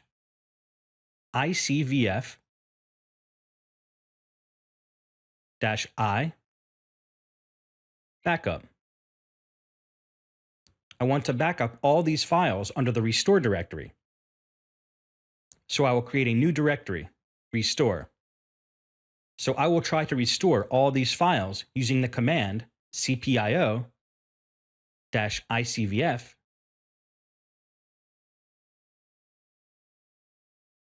-i backup. But first we need to cd to the restore directory and then run the command to restore all the files and directories. The command again is cpio -icvf -I backup. So by running this command, all the files will restore to the restore directory. So we need to give a full path here, /root/backup. So in this way, we can back up all the files to a particular path. You can check whether it has been successfully backed up or not by running the command ls-lai. And we can see all the files and directories have been successfully backed up to the restore directory.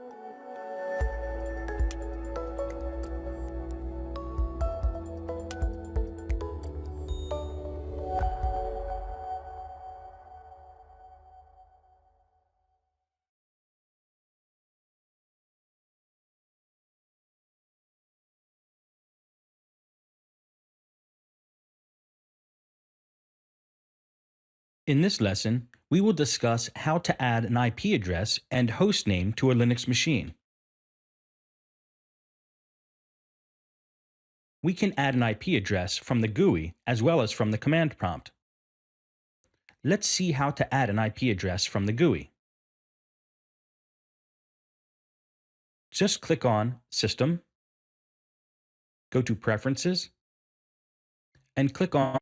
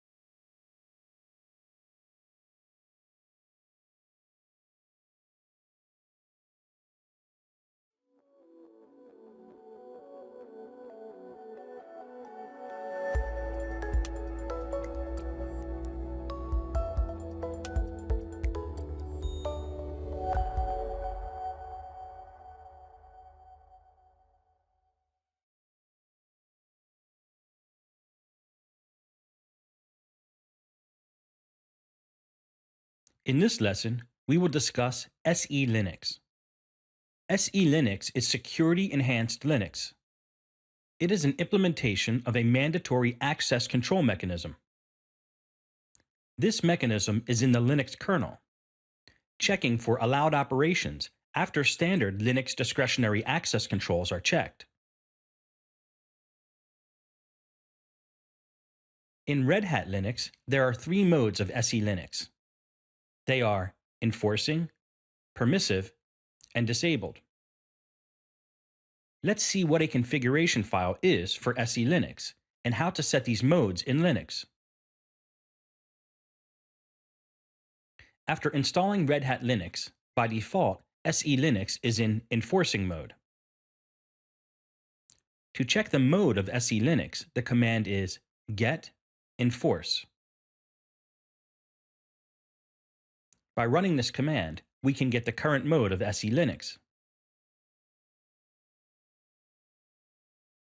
So currently, SELinux is in enforcing mode. To change from enforcing to permissive mode, the command is getForce 0. 0 is for permissive.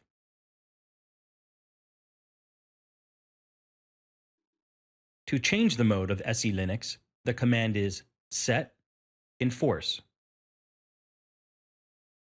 0. 0 for permissive. So by running this command, SELinux will be set to permissive mode. So, we have successfully set SELinux to permissive mode. You can check whether this permissive mode has been successfully updated in the system or not by running the command get enforce.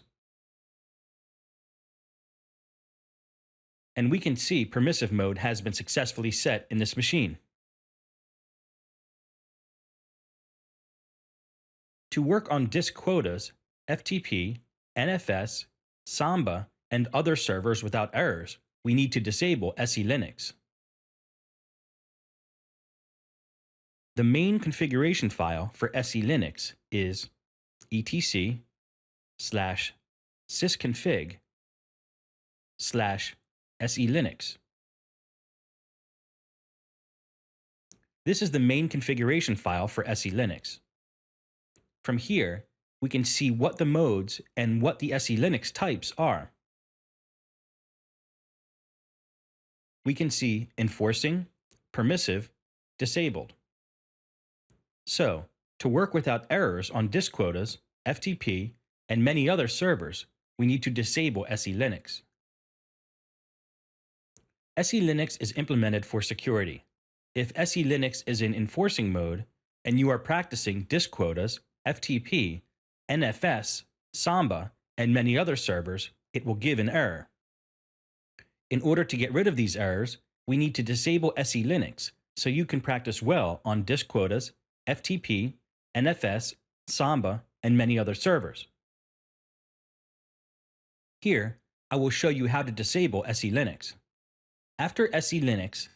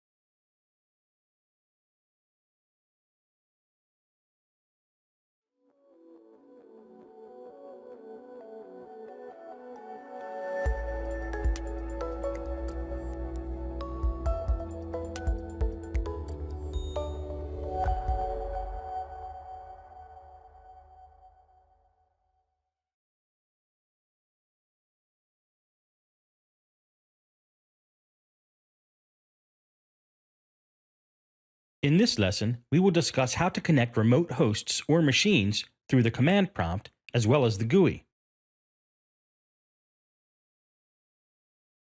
First, we will check how to connect the remote machine through the command prompt. To connect to a remote server, the command is SSH and the IP address of the remote host. Here, I will connect to the client machine, and the client machine's IP address is 192.168.80.11. After that, press Enter. We need to give the root password here. After entering the password, we can connect to the client machine. Here, we can see the client machine host name after connecting to the client machine through the SSH command. If you want to come out from the session, just type exit. In this way, we can disconnect from the remote host or machine.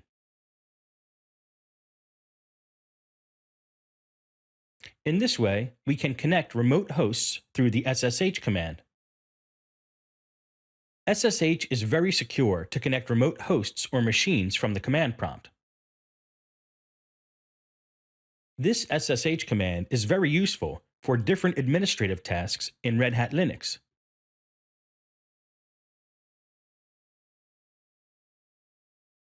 Next, we will see how to connect remote servers through PuTTY in a Windows host. Just open PuTTY in the Windows host. After that, select SSH here. After that, enter the IP address of the client machine.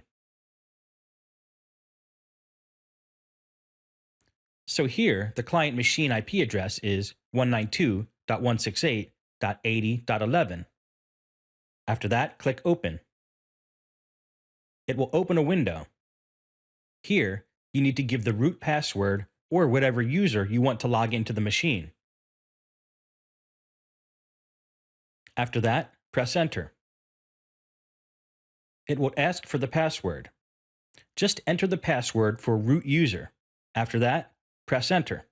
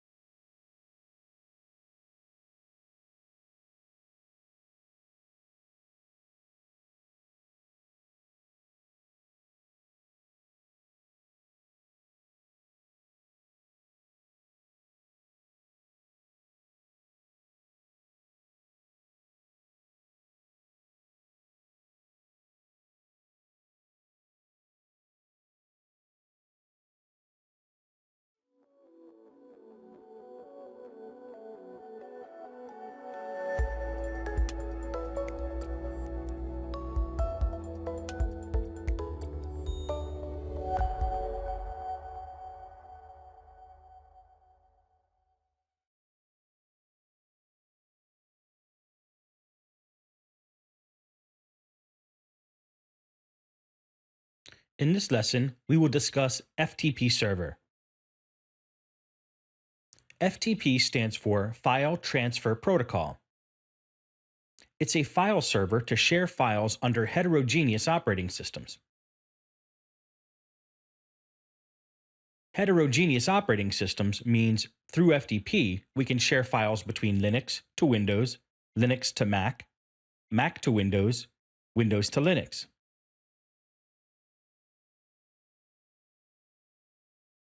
We can share from one operating system to another operating system. So an FTP server is very useful to share files between different operating systems. This service is mostly used on the internet to upload and download files. Next, we will discuss what are the port numbers for the FTP server. Port number 20 is used for FTP data transfer, and port number 21 is used for FTP control connection.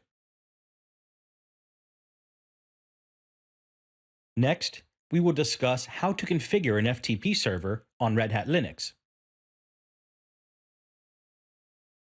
The package for an FTP server is vs-ftpd. First, check whether this package has been installed on the server or not by running the command rpm-q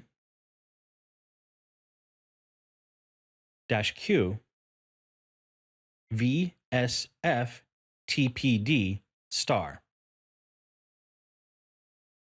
By running this command, we will see whether the FTP package has been installed or not on the server. Press Enter, and we can see that the vsftpd package has not been installed on this machine. So, we need to install the vsftpd package to run the FTP server. For that, we need to install the vsftpd package. We can install this package from the DVD of Red Hat Linux. I have copied all the packages from the DVD drive to RPMs. I've copied all the Red Hat packages under RPMs/packages.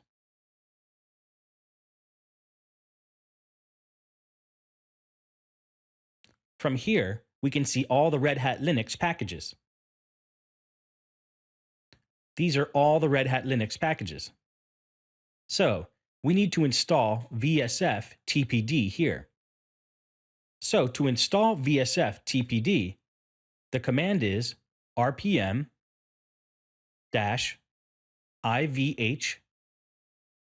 vsftpd.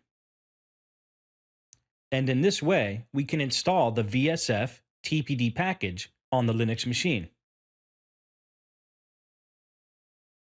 We can install packages in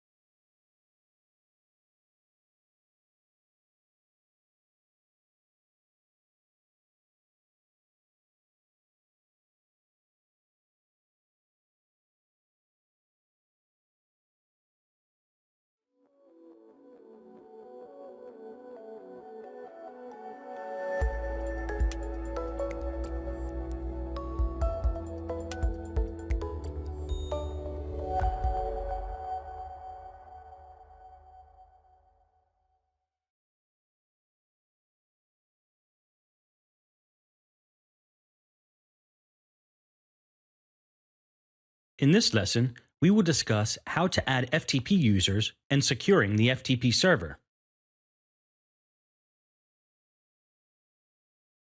In order to add an FTP user on an FTP server, the command is user add. It is the same command to add normal users on a Linux machine. All users on an FTP server are FTP users. So here, I am typing user add FTP user. After that, I will give the password for FTP user. After adding FTP user, we will check whether this FTP user can log in from the client machine through FTP. So, I will go to the client machine now. From here, I will log in to the FTP server as FTP user. After entering the FTP server, just press enter. Here, you will need to type the FTP username. Earlier, we created the user FTP user. After that, press enter and give the password for FTP user. So, the login has been successful. In this way, we can add FTP users on the FTP server. Basically, all users on the FTP server will act as FTP users. From here, we will check whether the FTP user can see FTP/pub files. CD, RPMs, and LS. So, the FTP users can see all the files under var/ftp/pub.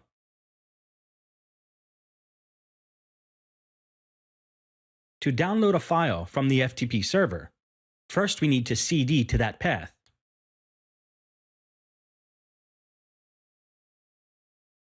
And after that, we need to select a file to download. So here, I will download the README file. So for that, the command is get README.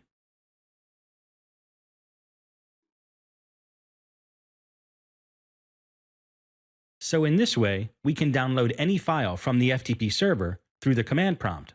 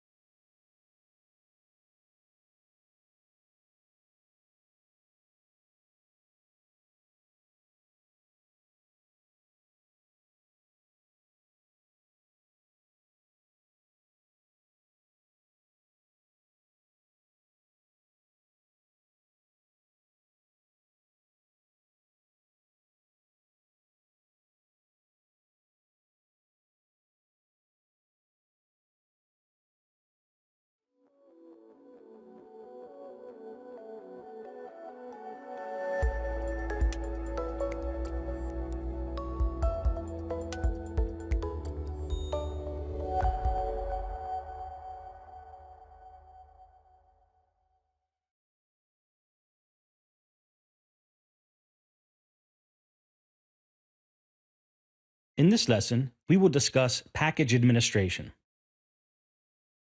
So how do you install RPM packages on a Linux machine and other clients? We can install packages through root commands, that is, through RPM and the other command, which is yellow dog updater. So first, we will look at how to install packages by using the RPM command. So first, we need to go to the CD. After that, we need to go to Packages. So just run the ls command. These are all the packages that are listed on the DVD. To install any package, just run the command rpm-ivh.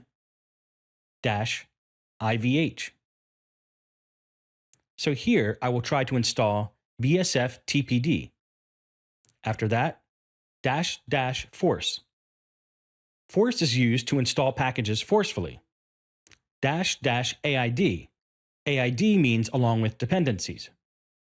So it will check any dependencies that are required for the vsftpd package. Run the command. And in this way, we can install a package through the DVD. If you want to upgrade any package, just run the command rpm-uvh and the package name. Press Enter. And in this way, we can update a package. So, to update a package, the command is rpm-uvh and the package name. In this way, we can update a package through the rpm command. To check whether a package has been installed or not, just run the command rpm-q vsftpd. So, if it gives an output, the package has been successfully installed on the machine. So, to check if any package is installed on the machine or not, the command is rpm-q and the package name. In this way, we can know whether the package has been installed on the machine or not.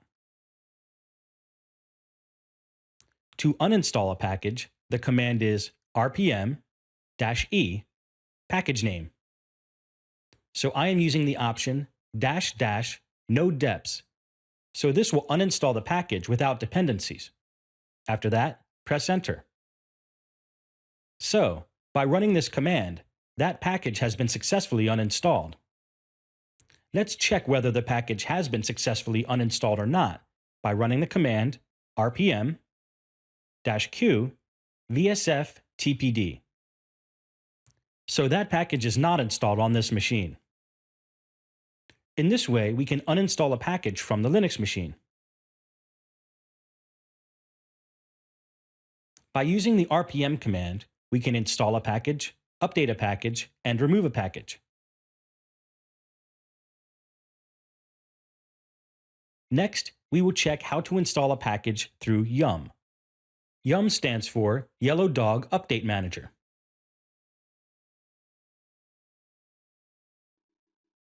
To work with yum, first we need to install the vsftpd package. Check whether the vsftpd package has been installed. So here, I will install the vsftpd package on the server machine. You can check whether the vsftpd package has been installed or not on this server. rpm-q vsftpd, enter. So the vsftpd package has been installed on this server. After that, we need to install rpm create repo. Create repo is a package which is used for the Yellow Dog Update Manager. Check whether create repo has been installed or not.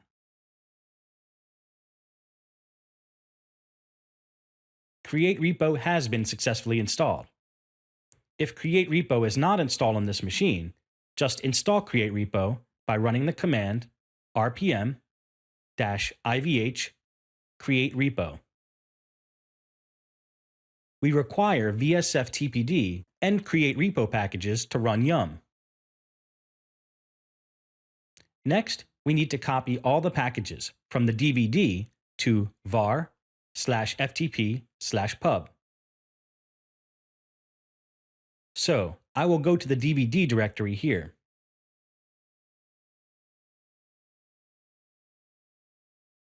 After that, I will copy packages to the folder var/ftp/pub by running the command cp-rf packages.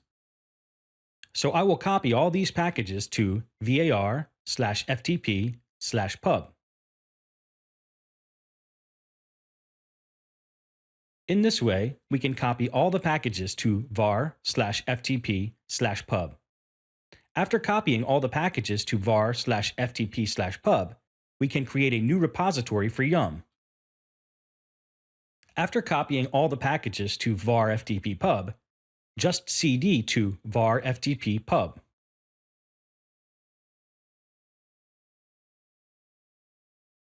Check whether the packages have been properly copied under var/ftp/pub by running the command ls. And we can see that the packages folder has been successfully copied under var/ftp/pub. After that, run the command create repo. To create the new repository under var/ftp/pub. To create a new repo, the command is create repo-v and the path. So here I am using the path var/ftp/pub. After that, press enter. It will create a new repository for the packages that have been copied from the DVD to var/ftp/pub.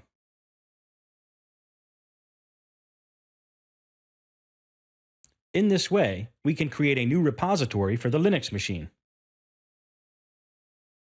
These are all the packages that were copied from the DVD to var/ftp/pub.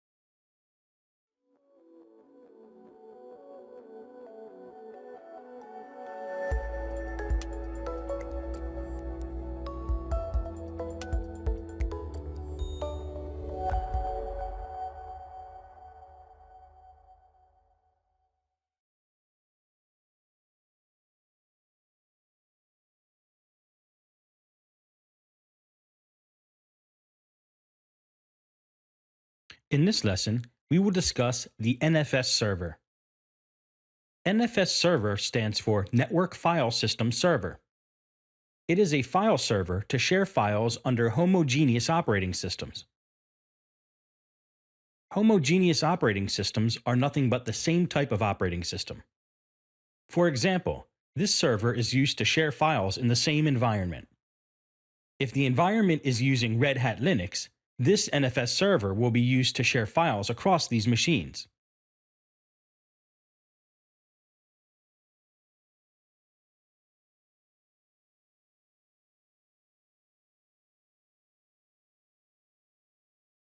RPC stands for Remote Procedure Call. It is used to share files between Linux environments. This NFS file system uses Remote Procedure Call to share files between Linux environments. Next, we will proceed with port numbers. The port number for this NFS server is 2049. 2049 is the default port number for an NFS server. Next, we will discuss how to configure an NFS server on the Red Hat Linux machine. First, we need to install NFS on the server side by running the command yum install NFS *. This will install all NFS-related packages. And press Enter. By running this command, it will install all the packages that are related to NFS. Press Y to proceed further. So, in this server,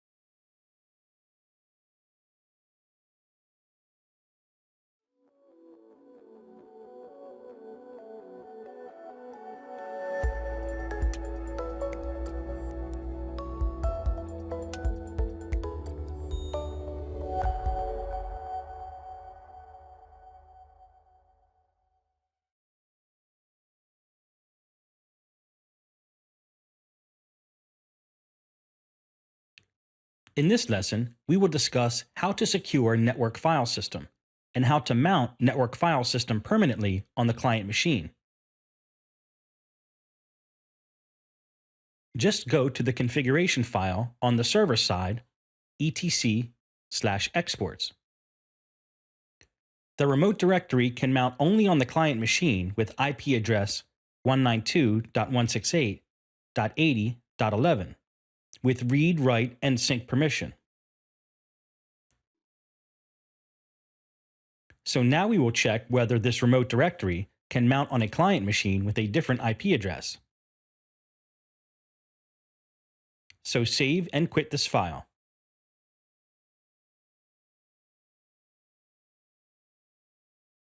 Run the export fs command. The remote directory can mount only 192.168.80.11.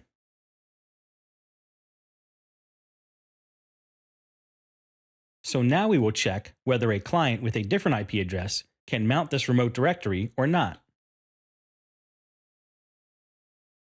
Go to the client machine,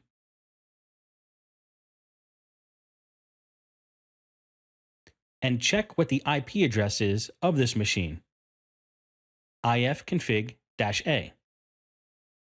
So, this machine's IP address is 192.168.80.12. So now we will try to mount that file system on this client machine. First, run the showmount command on this client machine. showmount-e 192.168.80.10.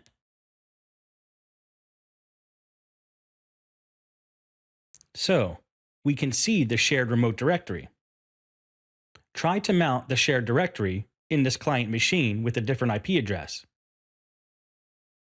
Mount-t nfs 192.168.80.10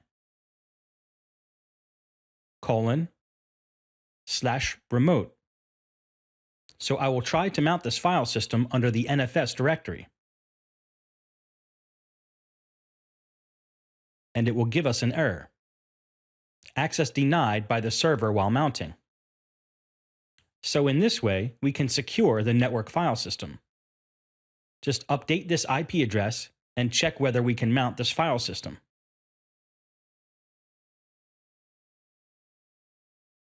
So I will change the IP address for this machine to 11. And I will try to mount the NFS file system on this client machine.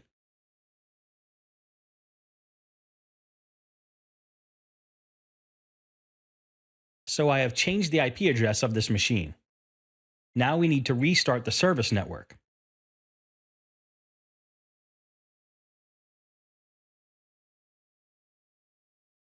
Now check the IP address of this machine by running the command ifconfig-a.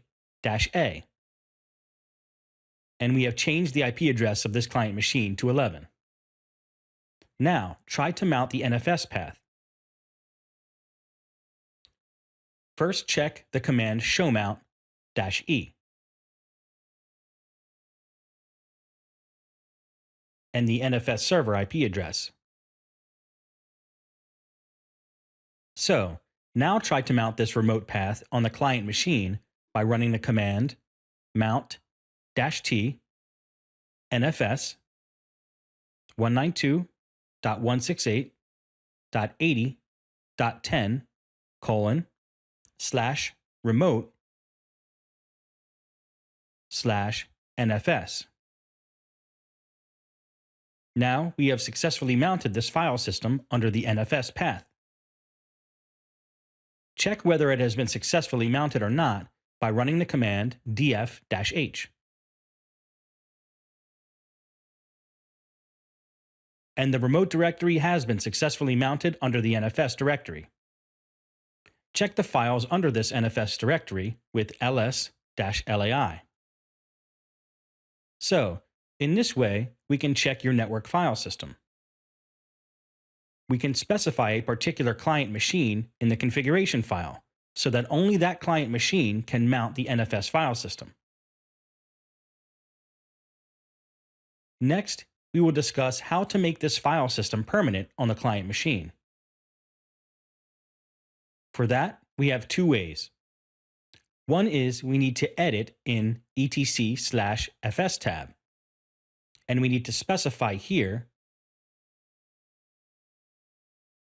192.168.80.10:remote and mount point NFS.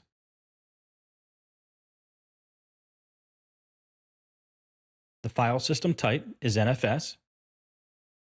Defaults 0, 0. After that, save this etc/fs tab and quit. So in this way, we can make the NFS file system permanent on the client machine. We have another way to make this mount point permanent on the client machine, which is indirect mapping, also called AutoFS. First, check whether the AutoFS package has been installed on this machine or not by running the command yum list AutoFS. So, AutoFS has been successfully installed on this client machine. We have two configuration files for this AutoFS, that is vi/etc/auto.master.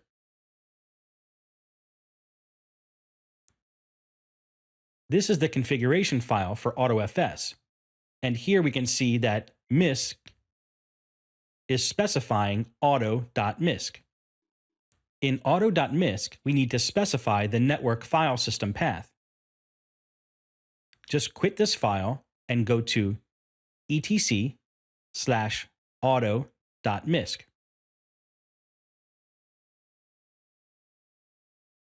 Here, you need to specify the NFS file system.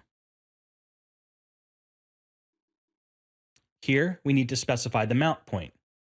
So here, I am specifying the mount point as RAM, and the file system type is NFS.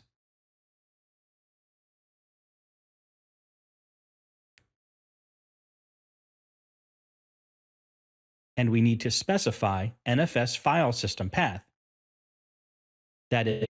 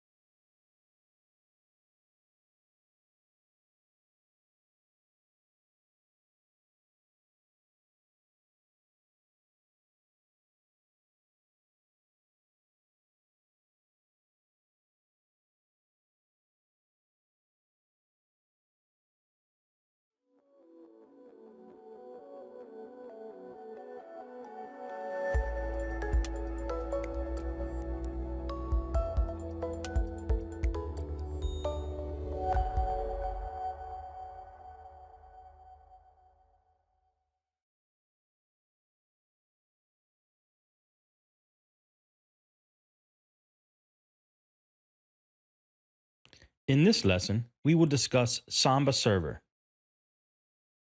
Samba Server was first introduced by Andrew Tregell in the year 1991. Samba Server is used to share files and printers under heterogeneous operating systems. That is, we can use Samba to share files and printers across Windows and Linux machines. The port numbers of the Samba server are 137 NetBIOS Name Service, 138 NetBIOS Datagram Service, and 139 NetBIOS Session Service. So the port numbers for Samba server are 137, 138, and 139. Now we will see how to configure the Samba server in the Red Hat Linux machine.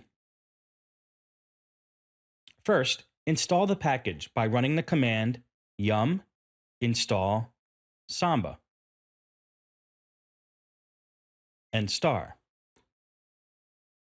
Press Y to proceed further.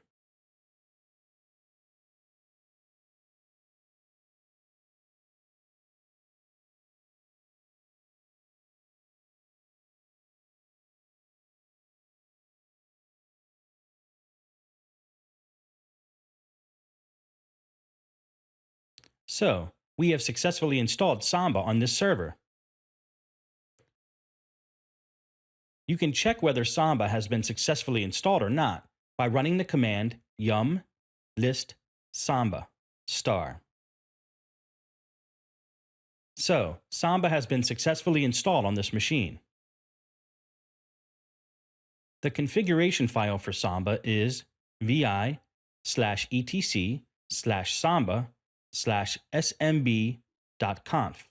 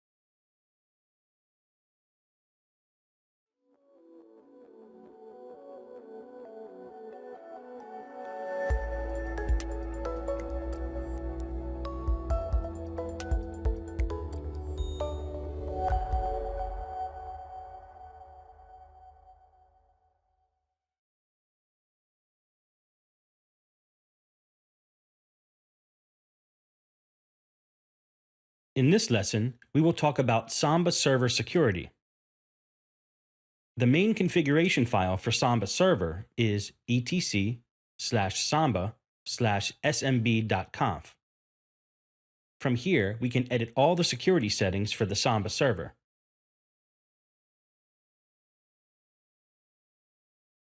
First, the main settings for the Samba Server is Global Setting. In Global Setting, we can give a workgroup name and the server string. So here, the workgroup name is given as my group, and the server string is nothing but to display the header of the Samba Server. Here, I'm using the Samba Server version. So if you log into the client machine, it will show the Samba Server version as the server string.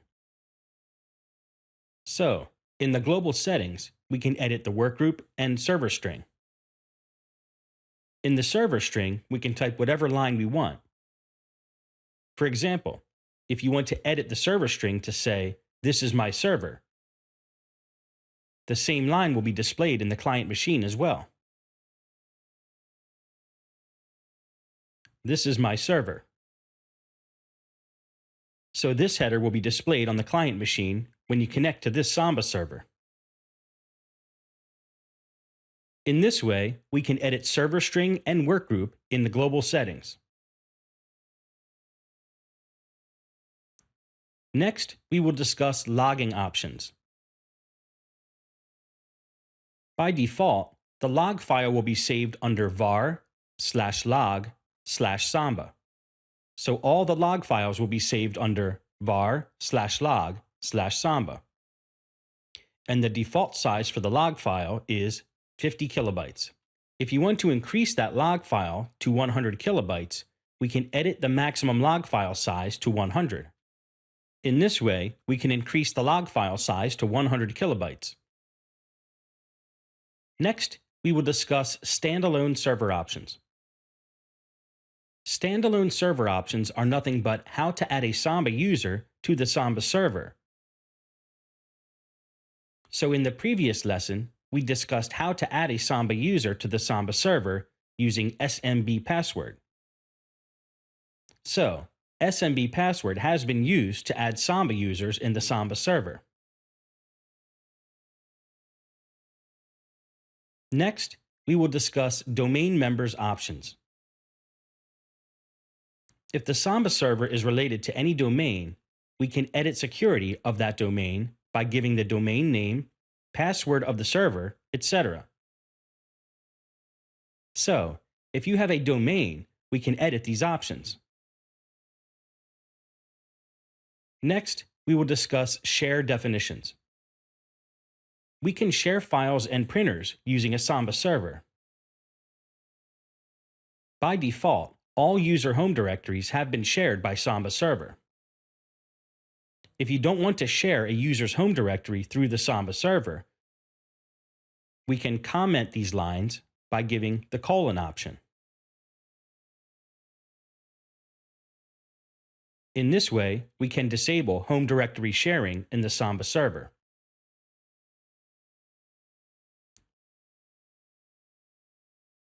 Next, we will discuss printers. These are all the lines for printer configuration. Printers is nothing but what the share name is of the Samba server. So here we can see the printers.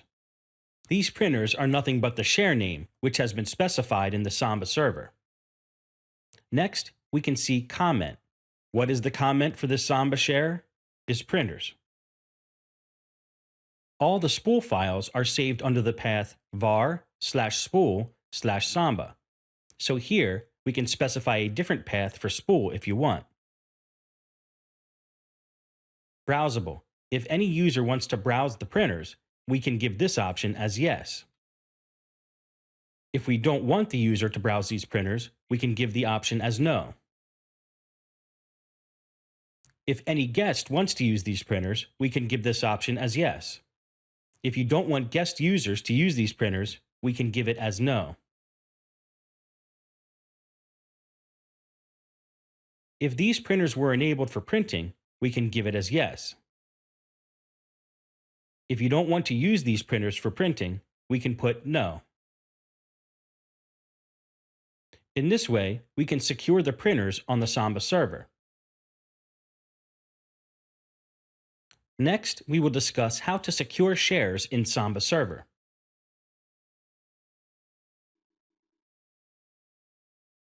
These are all the configurations which have been specified in the Samba server. SMB share is the share name, so here we are going to use the share name as SMB share, and the comment is FTP share. So we are sharing var/ftp/pub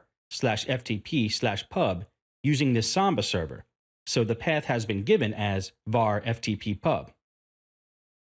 If any users want to use this path, we can give this as yes.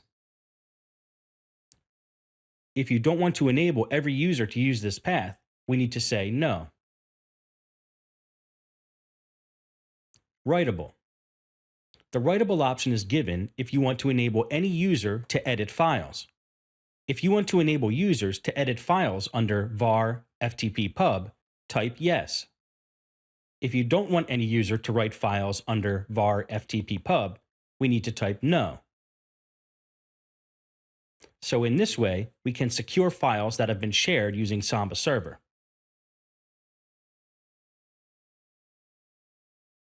After that, save this file and quit. After editing the Samba configuration file, we need to restart the Samba server by running the command service smb restart. So in this way, we can restart the Samba server and check how the shares have been shared in the client machine. So, I will go to the client machine here. After that, run the command smb client-l Samba server IP address, and after that, -n. This command will give you the brief description of the Samba shares and printers that are being shared by the Samba server. After that, press enter. Here we can see SMB share. So, SMB share, which has been shared, FTP share. These are all the printers which have been shared by the Samba server. Workgroup is workgroup. So, these are all the details about the Samba server which have been shared by the Samba server. So we can see all the details from the client machine. In this lesson, we learned how to secure Samba server using the Samba configuration file. In the next lesson, we will discuss DHCP. Thank you.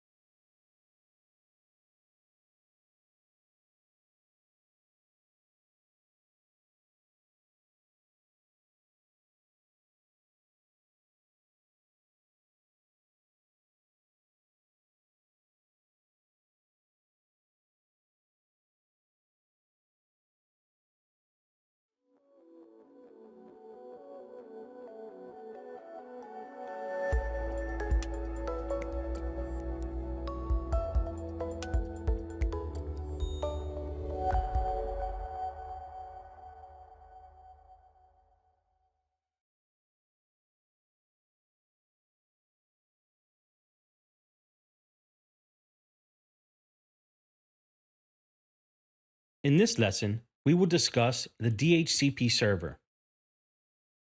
DHCP stands for Dynamic Host Configuration Protocol. It is a standardized networking protocol used on IP networks that dynamically configure IP addresses and other information that is needed for internet communication. DHCP allows computers and other devices to receive an IP address automatically from a central DHCP server. It reduces the need for a network administrator or a user from having to configure these settings manually. DHCP gives IP addresses automatically to clients. It will prevent IP conflicts as well. What are the port numbers for the DHCP server? The port numbers for the DHCP server are 67 for boot P, 68 for DHCP. So there are two port numbers for the DHCP server, 67 and 68. Next, we will talk about how to configure the DHCP server on a Red Hat Linux machine.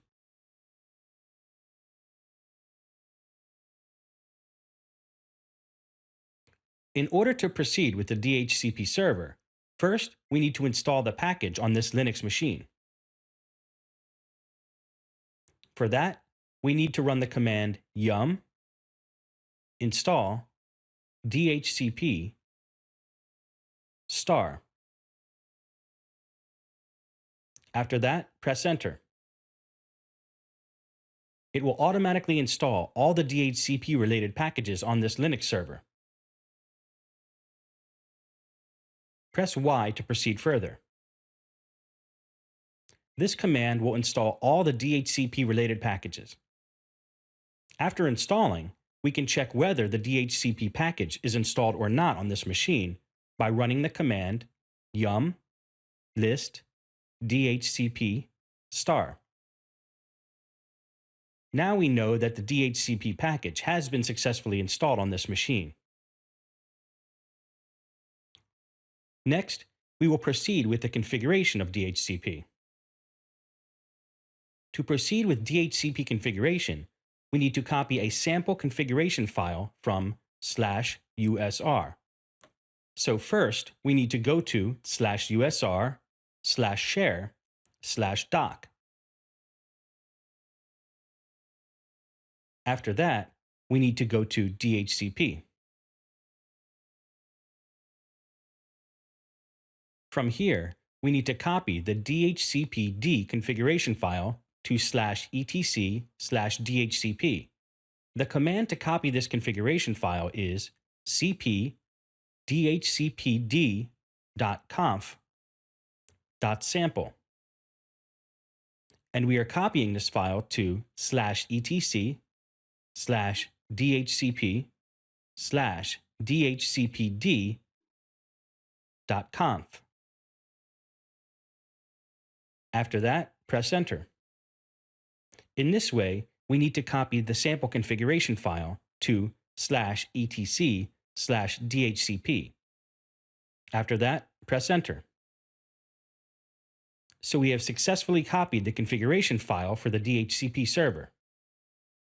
We can go to cd/etc/dhcp directory. From here, we can edit the main configuration file for the DHCP server. That is dhcpd.conf.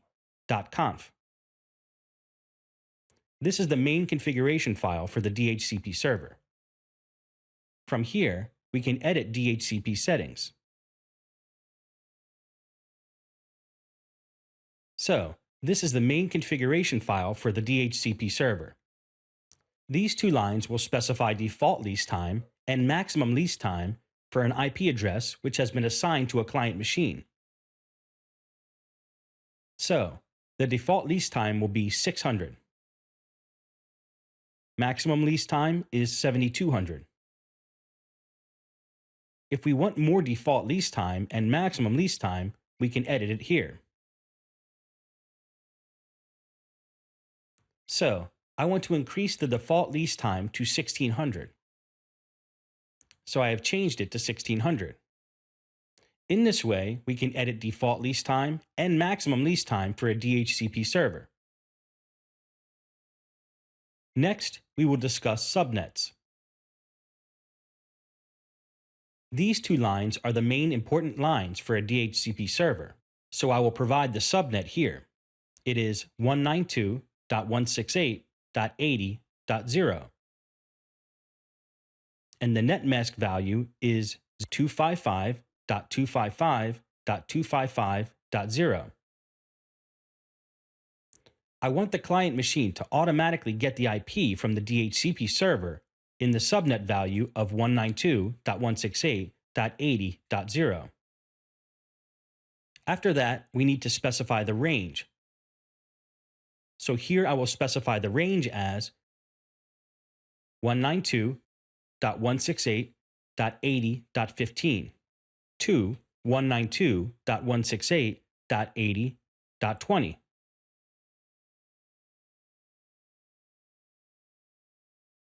So here, the range of the subnet has been defined from 15 to 20. So the client machine will get any IPs from this range. After editing the subnet, netmask, and range details, we can save this file, and we will test whether the client machine is taking the IP address in this range or not. I will save this file and quit. And I will check in the client machine whether the IP is being taken from this range or not. After editing the DHCP configuration file, we need to start the DHCP server on this Red Hat Linux machine. The command to start the DHCP server is service dhcpd start. So in this way, we can start a DHCP server on the server machine.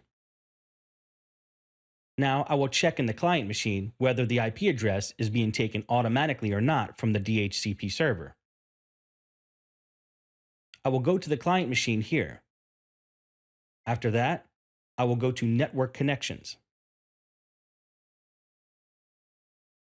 And I will select ETH0, Edit, and I will go to IPv4 settings, and here I will select Automatic DHCP. After that, click on Apply, and here we need to give the root password. So I typed the root password. After that, we need to start the network service on the client machine. So here, I am restarting the network service.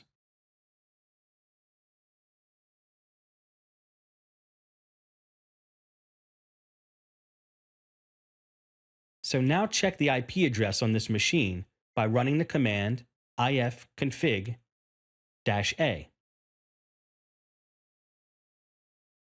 So we can see the new IP address that was assigned from the DHCP server. So the new IP address that was assigned is 192.168.80.15, which we had specified in the range on the DHCP server. In this way, all the client machines automatically get IP addresses from the DHCP server. So, the DHCP server is very useful when we are installing an operating system on a remote host, so the client machine will automatically get an IP address in that range and install the operating system in the client machine. So in this way, we can configure the DHCP server on the server side as well as on the client side. Next, we will discuss how to assign specific IP addresses for the client machines. For example, this client machine requires a specific IP address, that is 192.168.80.18. So, how can we set this up in the DHCP server? First, we need to note the MAC address of this client machine. Here is the MAC address of the client machine. It is 00:0C:29:D9:2F:_DA. So, after noting this, we need to add this MAC address in the DHCP server, so that every time this client machine will get the same IP address.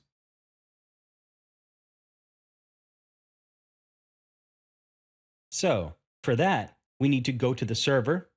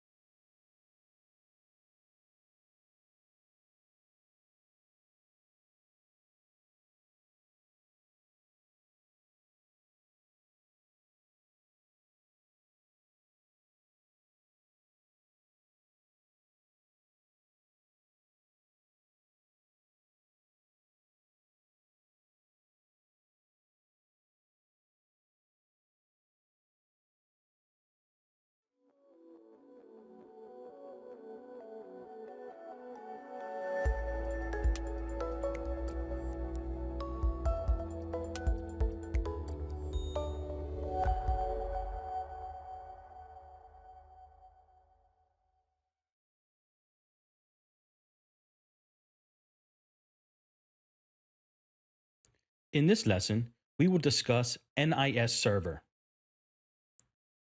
NIS stands for Network Information Service.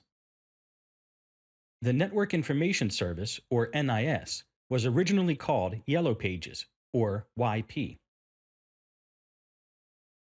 It is a client-server directory service protocol for distributing system configuration data, such as user and host names, between computers on a computer network. Sun Microsystems developed NIS. The technology is licensed to virtually all other Unix vendors.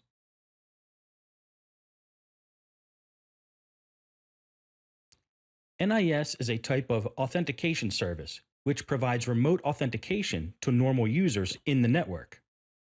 This mechanism provides centralized login to the normal user between Linux to Linux.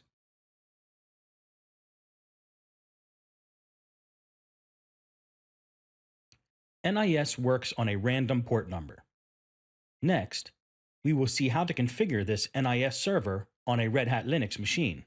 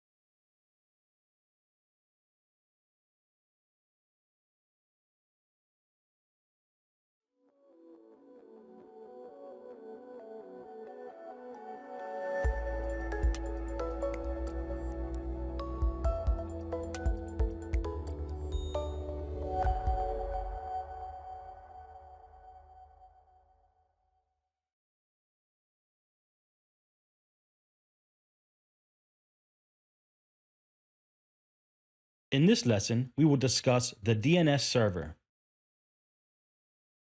DNS stands for Domain Name System.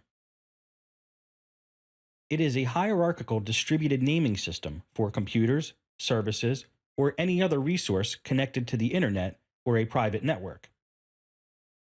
It associates various information with domain names assigned to each of the participating entities. Most prominently, it translates easily memorized domain names to the numerical IP addresses needed for the purpose of locating computer services and devices worldwide. By providing a worldwide distributed keyword-based redirection service, the domain name system is an essential component of the functionality of the Internet.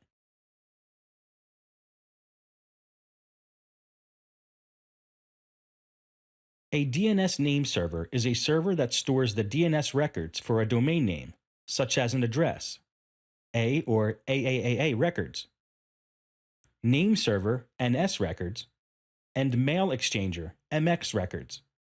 A DNS name server responds with answers to queries against its database. Next, we will discuss how DNS works. This is the domain name system. So, in this way, DNS has been hierarchically distributed. For example, if you are trying to get myexample.org, it will resolve from IP to name, and the name to IP address. So how does this name resolve in DNS? In this diagram, it tells us we are looking for mail.example.org. So first, it will resolve the IP address.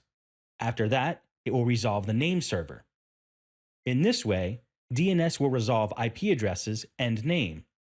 Next, we will discuss what the DNS records are. There are many types of DNS records, so we will discuss DNS records here. Canonical name. A canonical name is used to define an alias host name. A record. An A record gives you the IP address of a domain. That way, when users try to go to www.example.com, it will get to the right IP address. An A record or address record maps a host name to a 32-bit IPv4 address. MX record or mail exchange record. Mail exchange records map an existing domain name to a list of mail exchange servers for that domain. A zone can have one or more mail exchange records. These records point to hosts that accept mail messages on behalf of the host. A host can be an MX for itself. MX records need not point to a host in the same zone. PTR record or pointer record maps an IPv4 address to a canonical name for that host. Setting up a PTR record for a host name in the in-addr.arpa domain that corresponds to an IP address implements reverse DNS lookup for that address. For example, at the time of this writing, www.icann.net has the IP address of 192.0.34.164.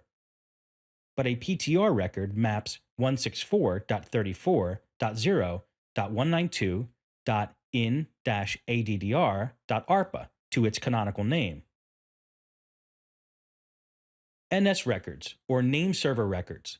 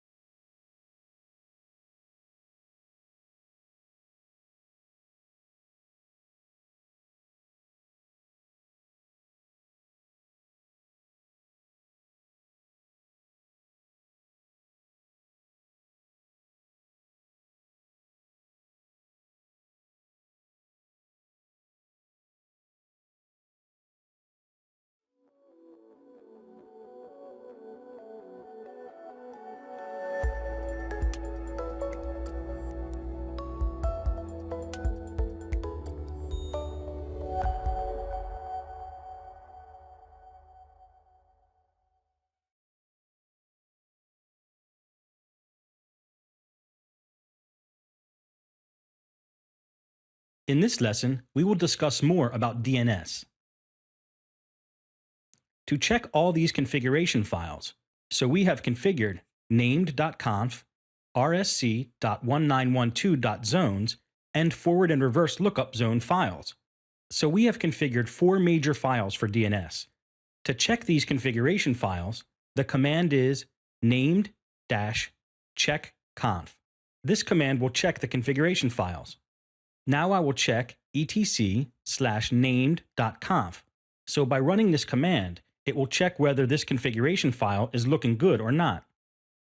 If there are any errors in the configuration file, it will give you the output. Otherwise, it won't give any output. This configuration file has no errors. Next, we will check rfc.1912.zones. Use the same command, which is named-checkconf/etc/named.rfc1912.zones. I will run this command to know if there are any errors in this configuration file. And currently, there are no errors in this configuration file. Next, we will check forward lookup zone file and reverse lookup zone file. For that, the command is named-checkzone. Named checkzone will check the configuration file for forward and reverse lookup zone files. So, I will check first for forward lookup zone file. The syntax for named checkzone is named-checkzone. After that, we need to specify the DNS domain, that is example.com. After that, forward lookup zone file, example.4. If the configuration looks good, it will give OK as the output. Otherwise, it will give errors. So we can see this configuration file has no errors.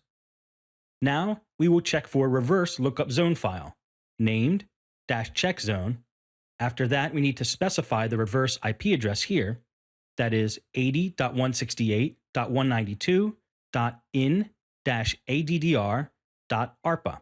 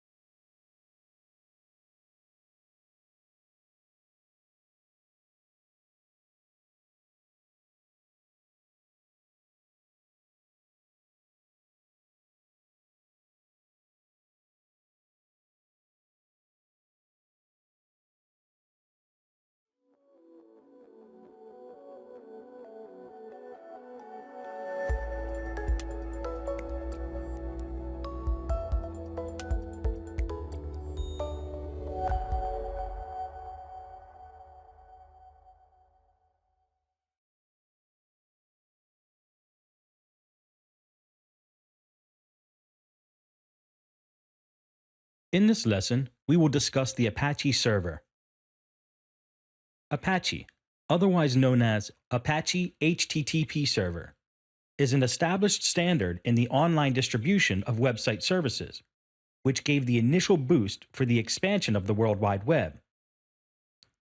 It is an open-source web server platform, which guarantees the online availability of the majority of the websites active today. The server is aimed at serving a great deal of widely popular modern web platforms and operating systems, such as Unix, Windows, Linux, Solaris, Novell, NetWare, FreeBSD, Mac OS X, Microsoft Windows, OS/2, etc. Next, we will discuss the port numbers of the Apache server. The port number for the Apache server is 80. Next, we will discuss how to configure this Apache server in Red Hat Linux. In order to work with the Apache server, first we need to install the Apache-related packages on this Linux server. For that, we need to run the command yum install http *. HTTP is the package for the Apache server, so I am installing Apache-related packages on this Linux machine. After that, press Y to proceed further.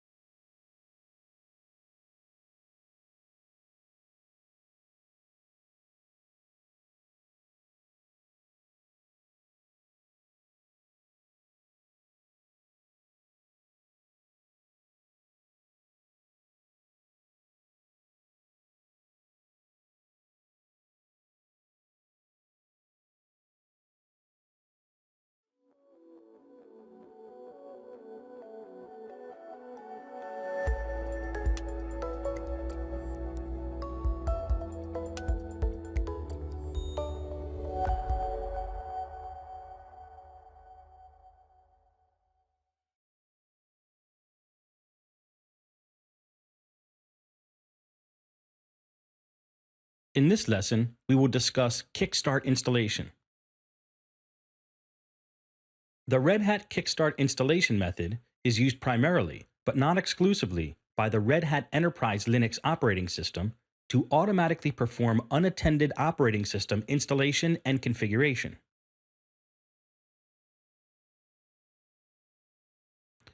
A Kickstart file contains a series of options to be passed to the Anaconda installer that describes how to set up the system. It may also include custom scripts to be run before or after the installation. Next, we will discuss how to create a Kickstart installation file and how to install Red Hat Linux on the client machine by using Kickstart.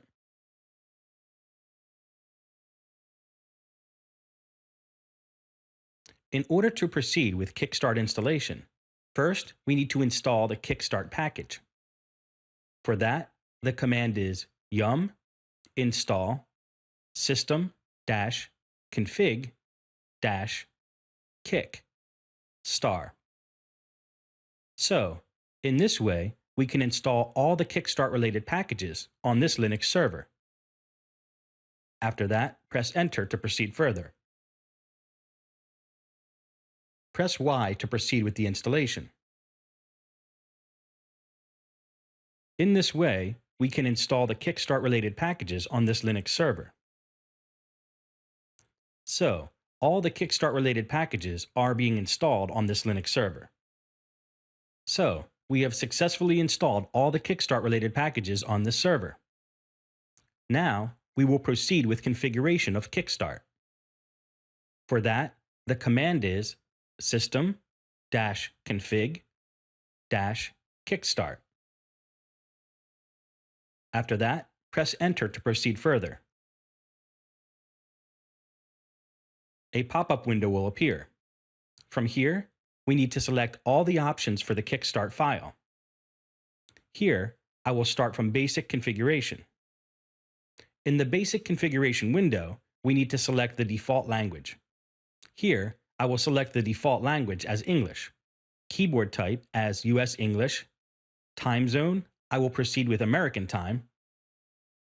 After that, the root password, we need to type the root password here. So we have chosen all these configuration settings in the basic configuration. Next, we will proceed with installation method.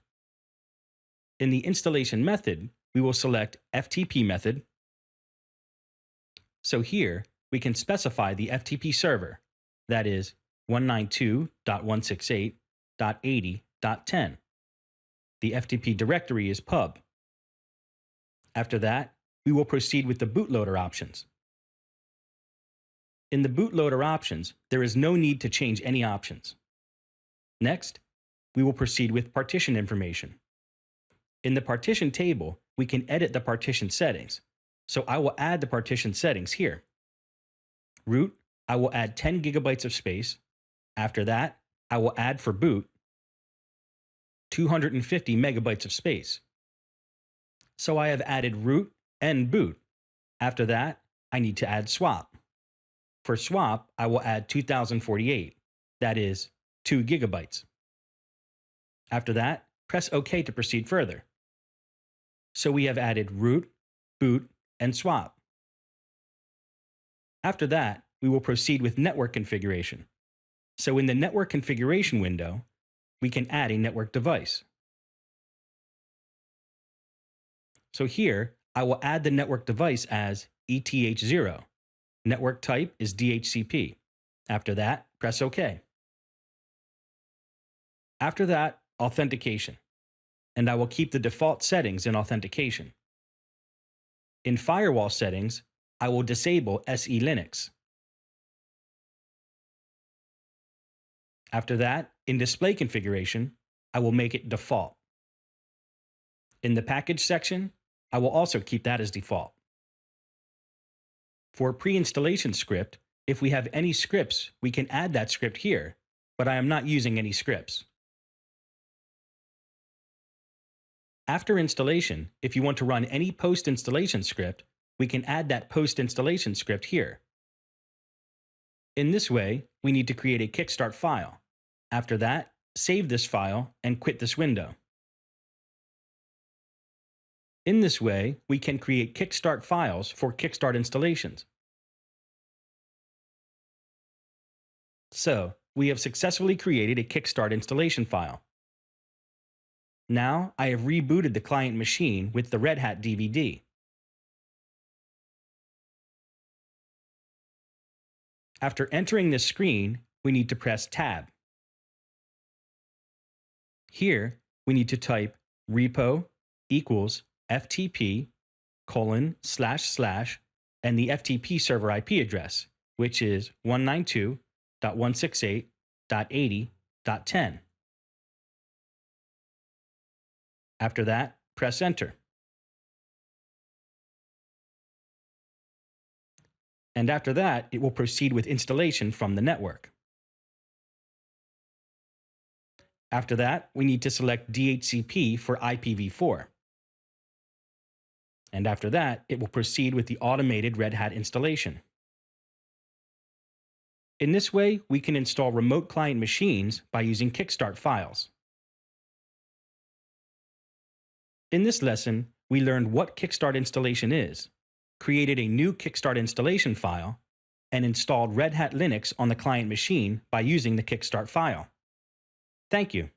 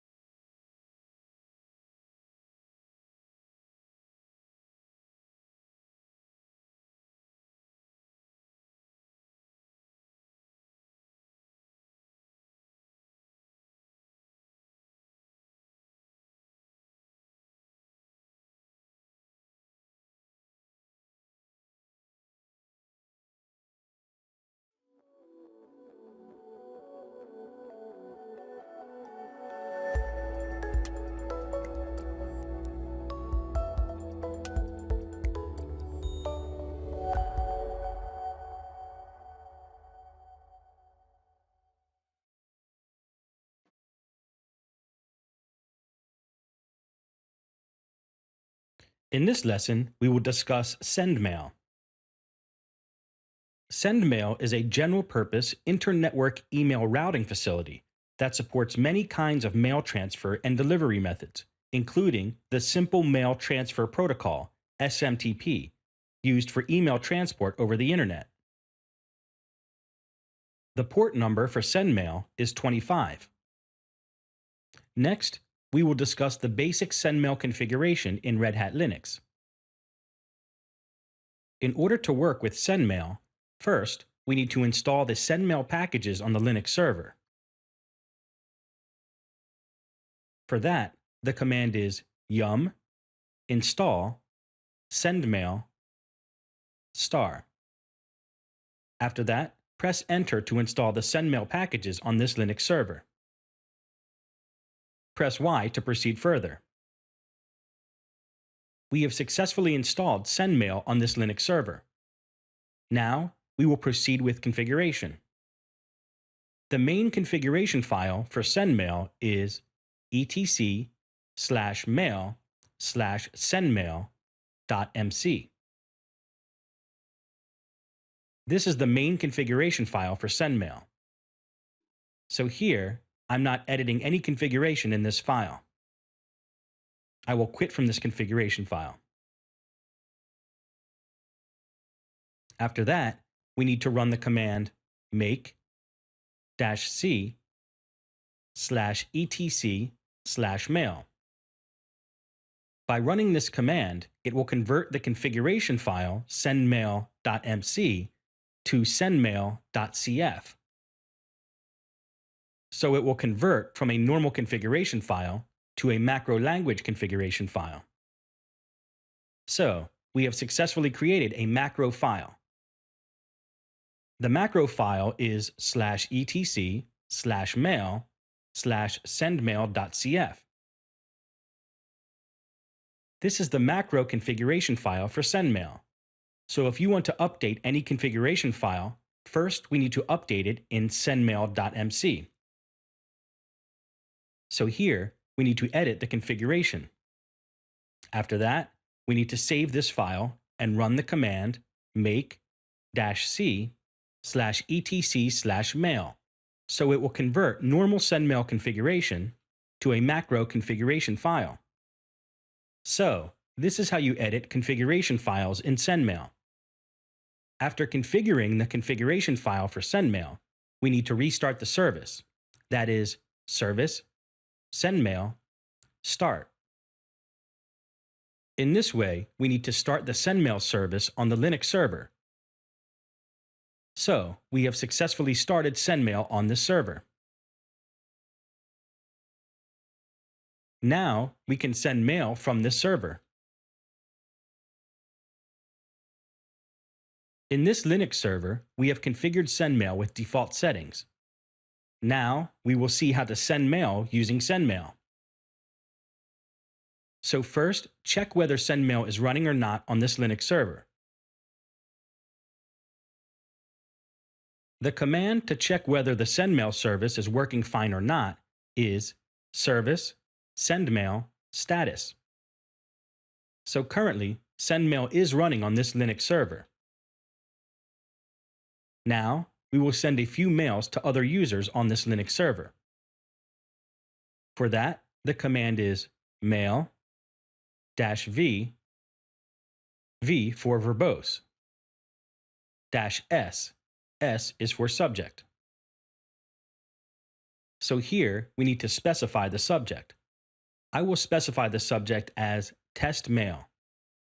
After that, we need to give an email address.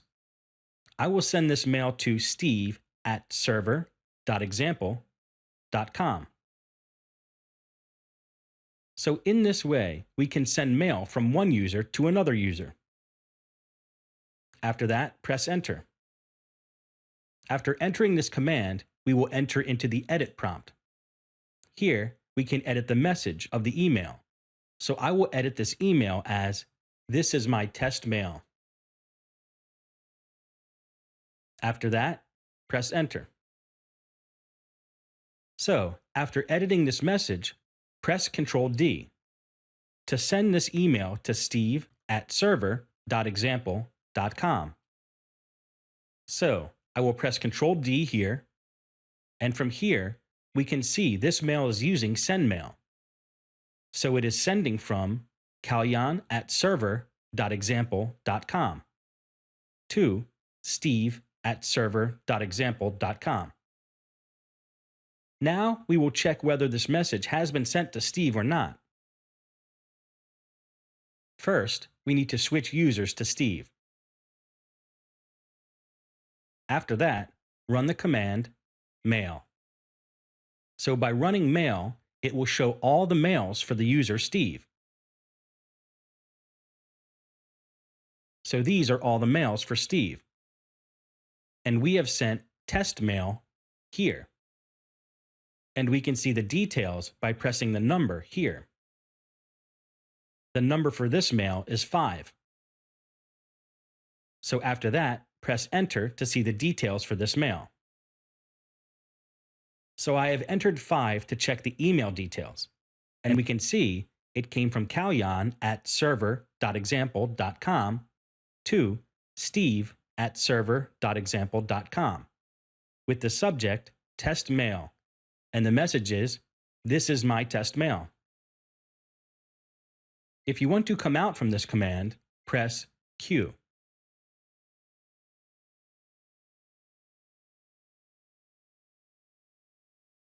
So in this way, we can check whether email has been delivered or not to the respective user.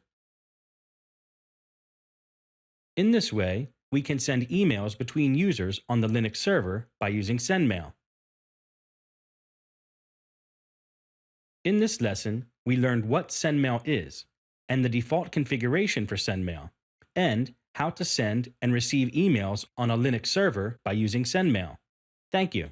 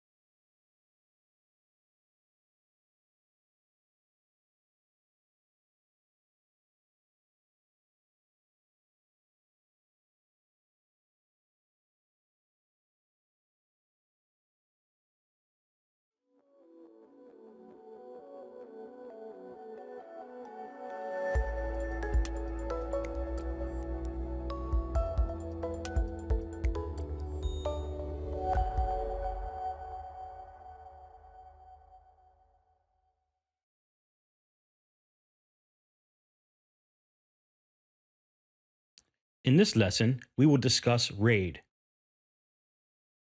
RAID stands for Redundant Array of Independent Disks. It is a storage technology that combines multiple disk drive components into a logical unit for the purposes of data redundancy and performance improvement. Data is distributed across the drives depending on the specific RAID level. Next, we will discuss the RAID levels. First, RAID 0. RAID 0 comprises striping, but no parity or mirroring. It improves performance, but does not add redundancy and does not improve fault tolerance. Any drive failure destroys the array, and the likelihood of failure increases with more drives in the array.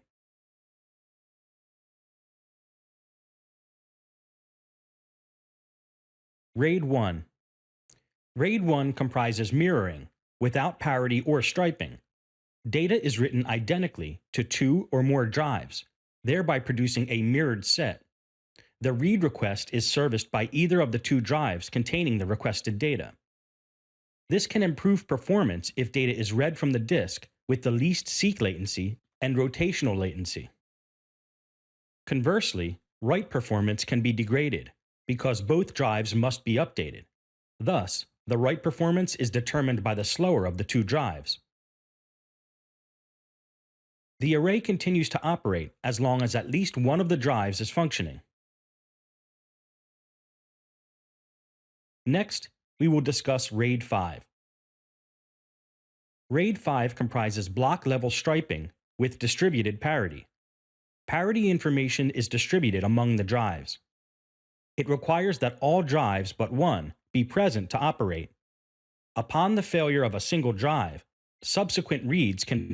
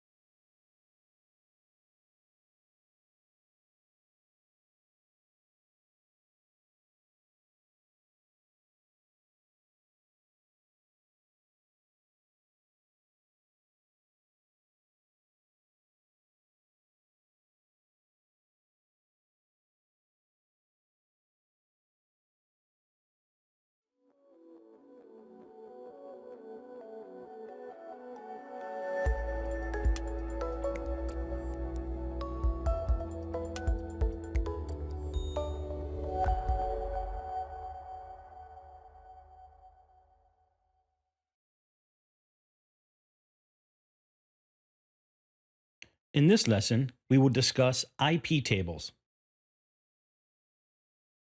IP tables is a rule-based firewall which will process each rule in order until it finds one that matches.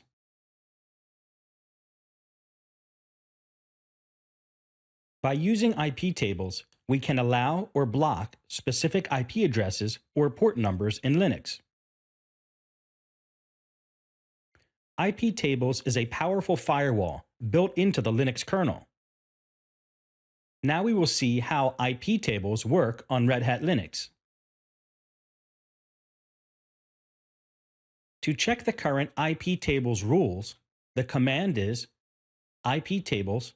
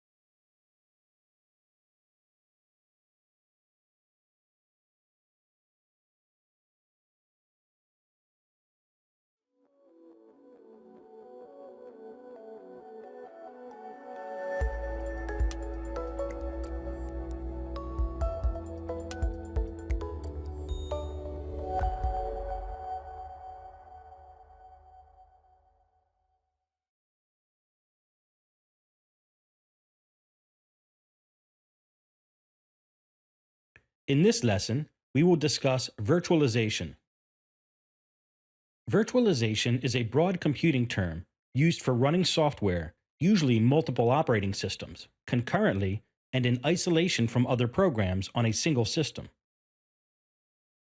Most existing implementations of virtualization use a hypervisor, a software layer, or subsystem that controls hardware and provides guest operating systems with access to the underlying hardware.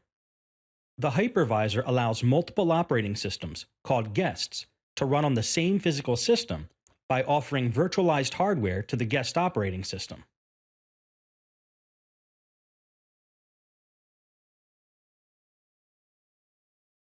Next, we will look at packages for virtualization. Install the below packages for virtualization on Red Hat Linux. These packages will be available only on the 64-bit OS. So, these below packages need to be installed on Red Hat Linux in order to work with virtualization. Next, we will discuss different types of virtualization on Red Hat Linux. There are various methods for virtualizing operating systems. The first one is full virtualization. Full virtualization uses the hardware features of the processor to provide guests with total abstraction of the underlying physical system. This creates a new virtual system called a virtual machine that allows guest operating systems to run without modifications. The guest operating system and any applications on the guest virtual machine are unaware of their virtualized environment and run normally. Hardware-assisted virtualization is the technique used for full virtualization with KVM, kernel-based virtual machine, in Red Hat Enterprise Linux.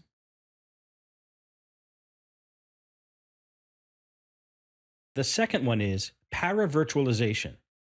Para-virtualization employs a collection of software and data structures that are presented to the virtualized guest, requiring software modifications in the guest to use the para-virtualized environment.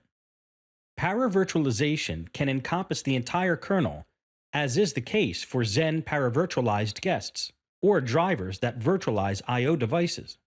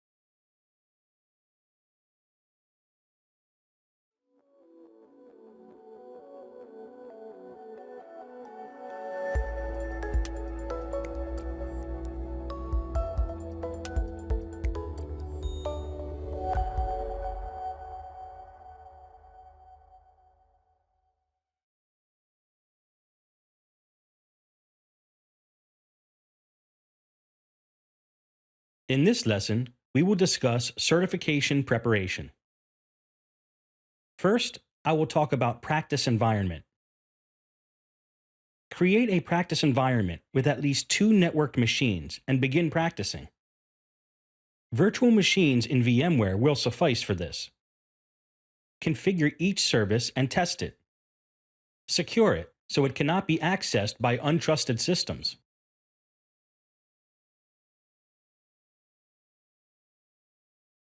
Practice all the topics.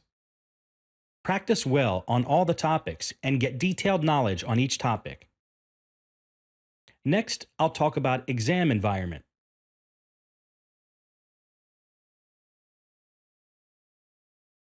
Format of the RHCE exam. The RHCE exam is a hands-on practical exam that lasts 2 hours. Internet access is not provided during the exam. Outside materials are not permitted. Documentation that ships with Red Hat Enterprise Linux is available during the exam, so man pages will work. So if you want help, you can get it from the man pages. Time management. Answer questions one by one on the exam and manage the time well during the exam. In this way, you can achieve the best score on the RHCE exam. In this lesson, we have discussed how to prepare for certification and the exam environment. Thank you and all the best.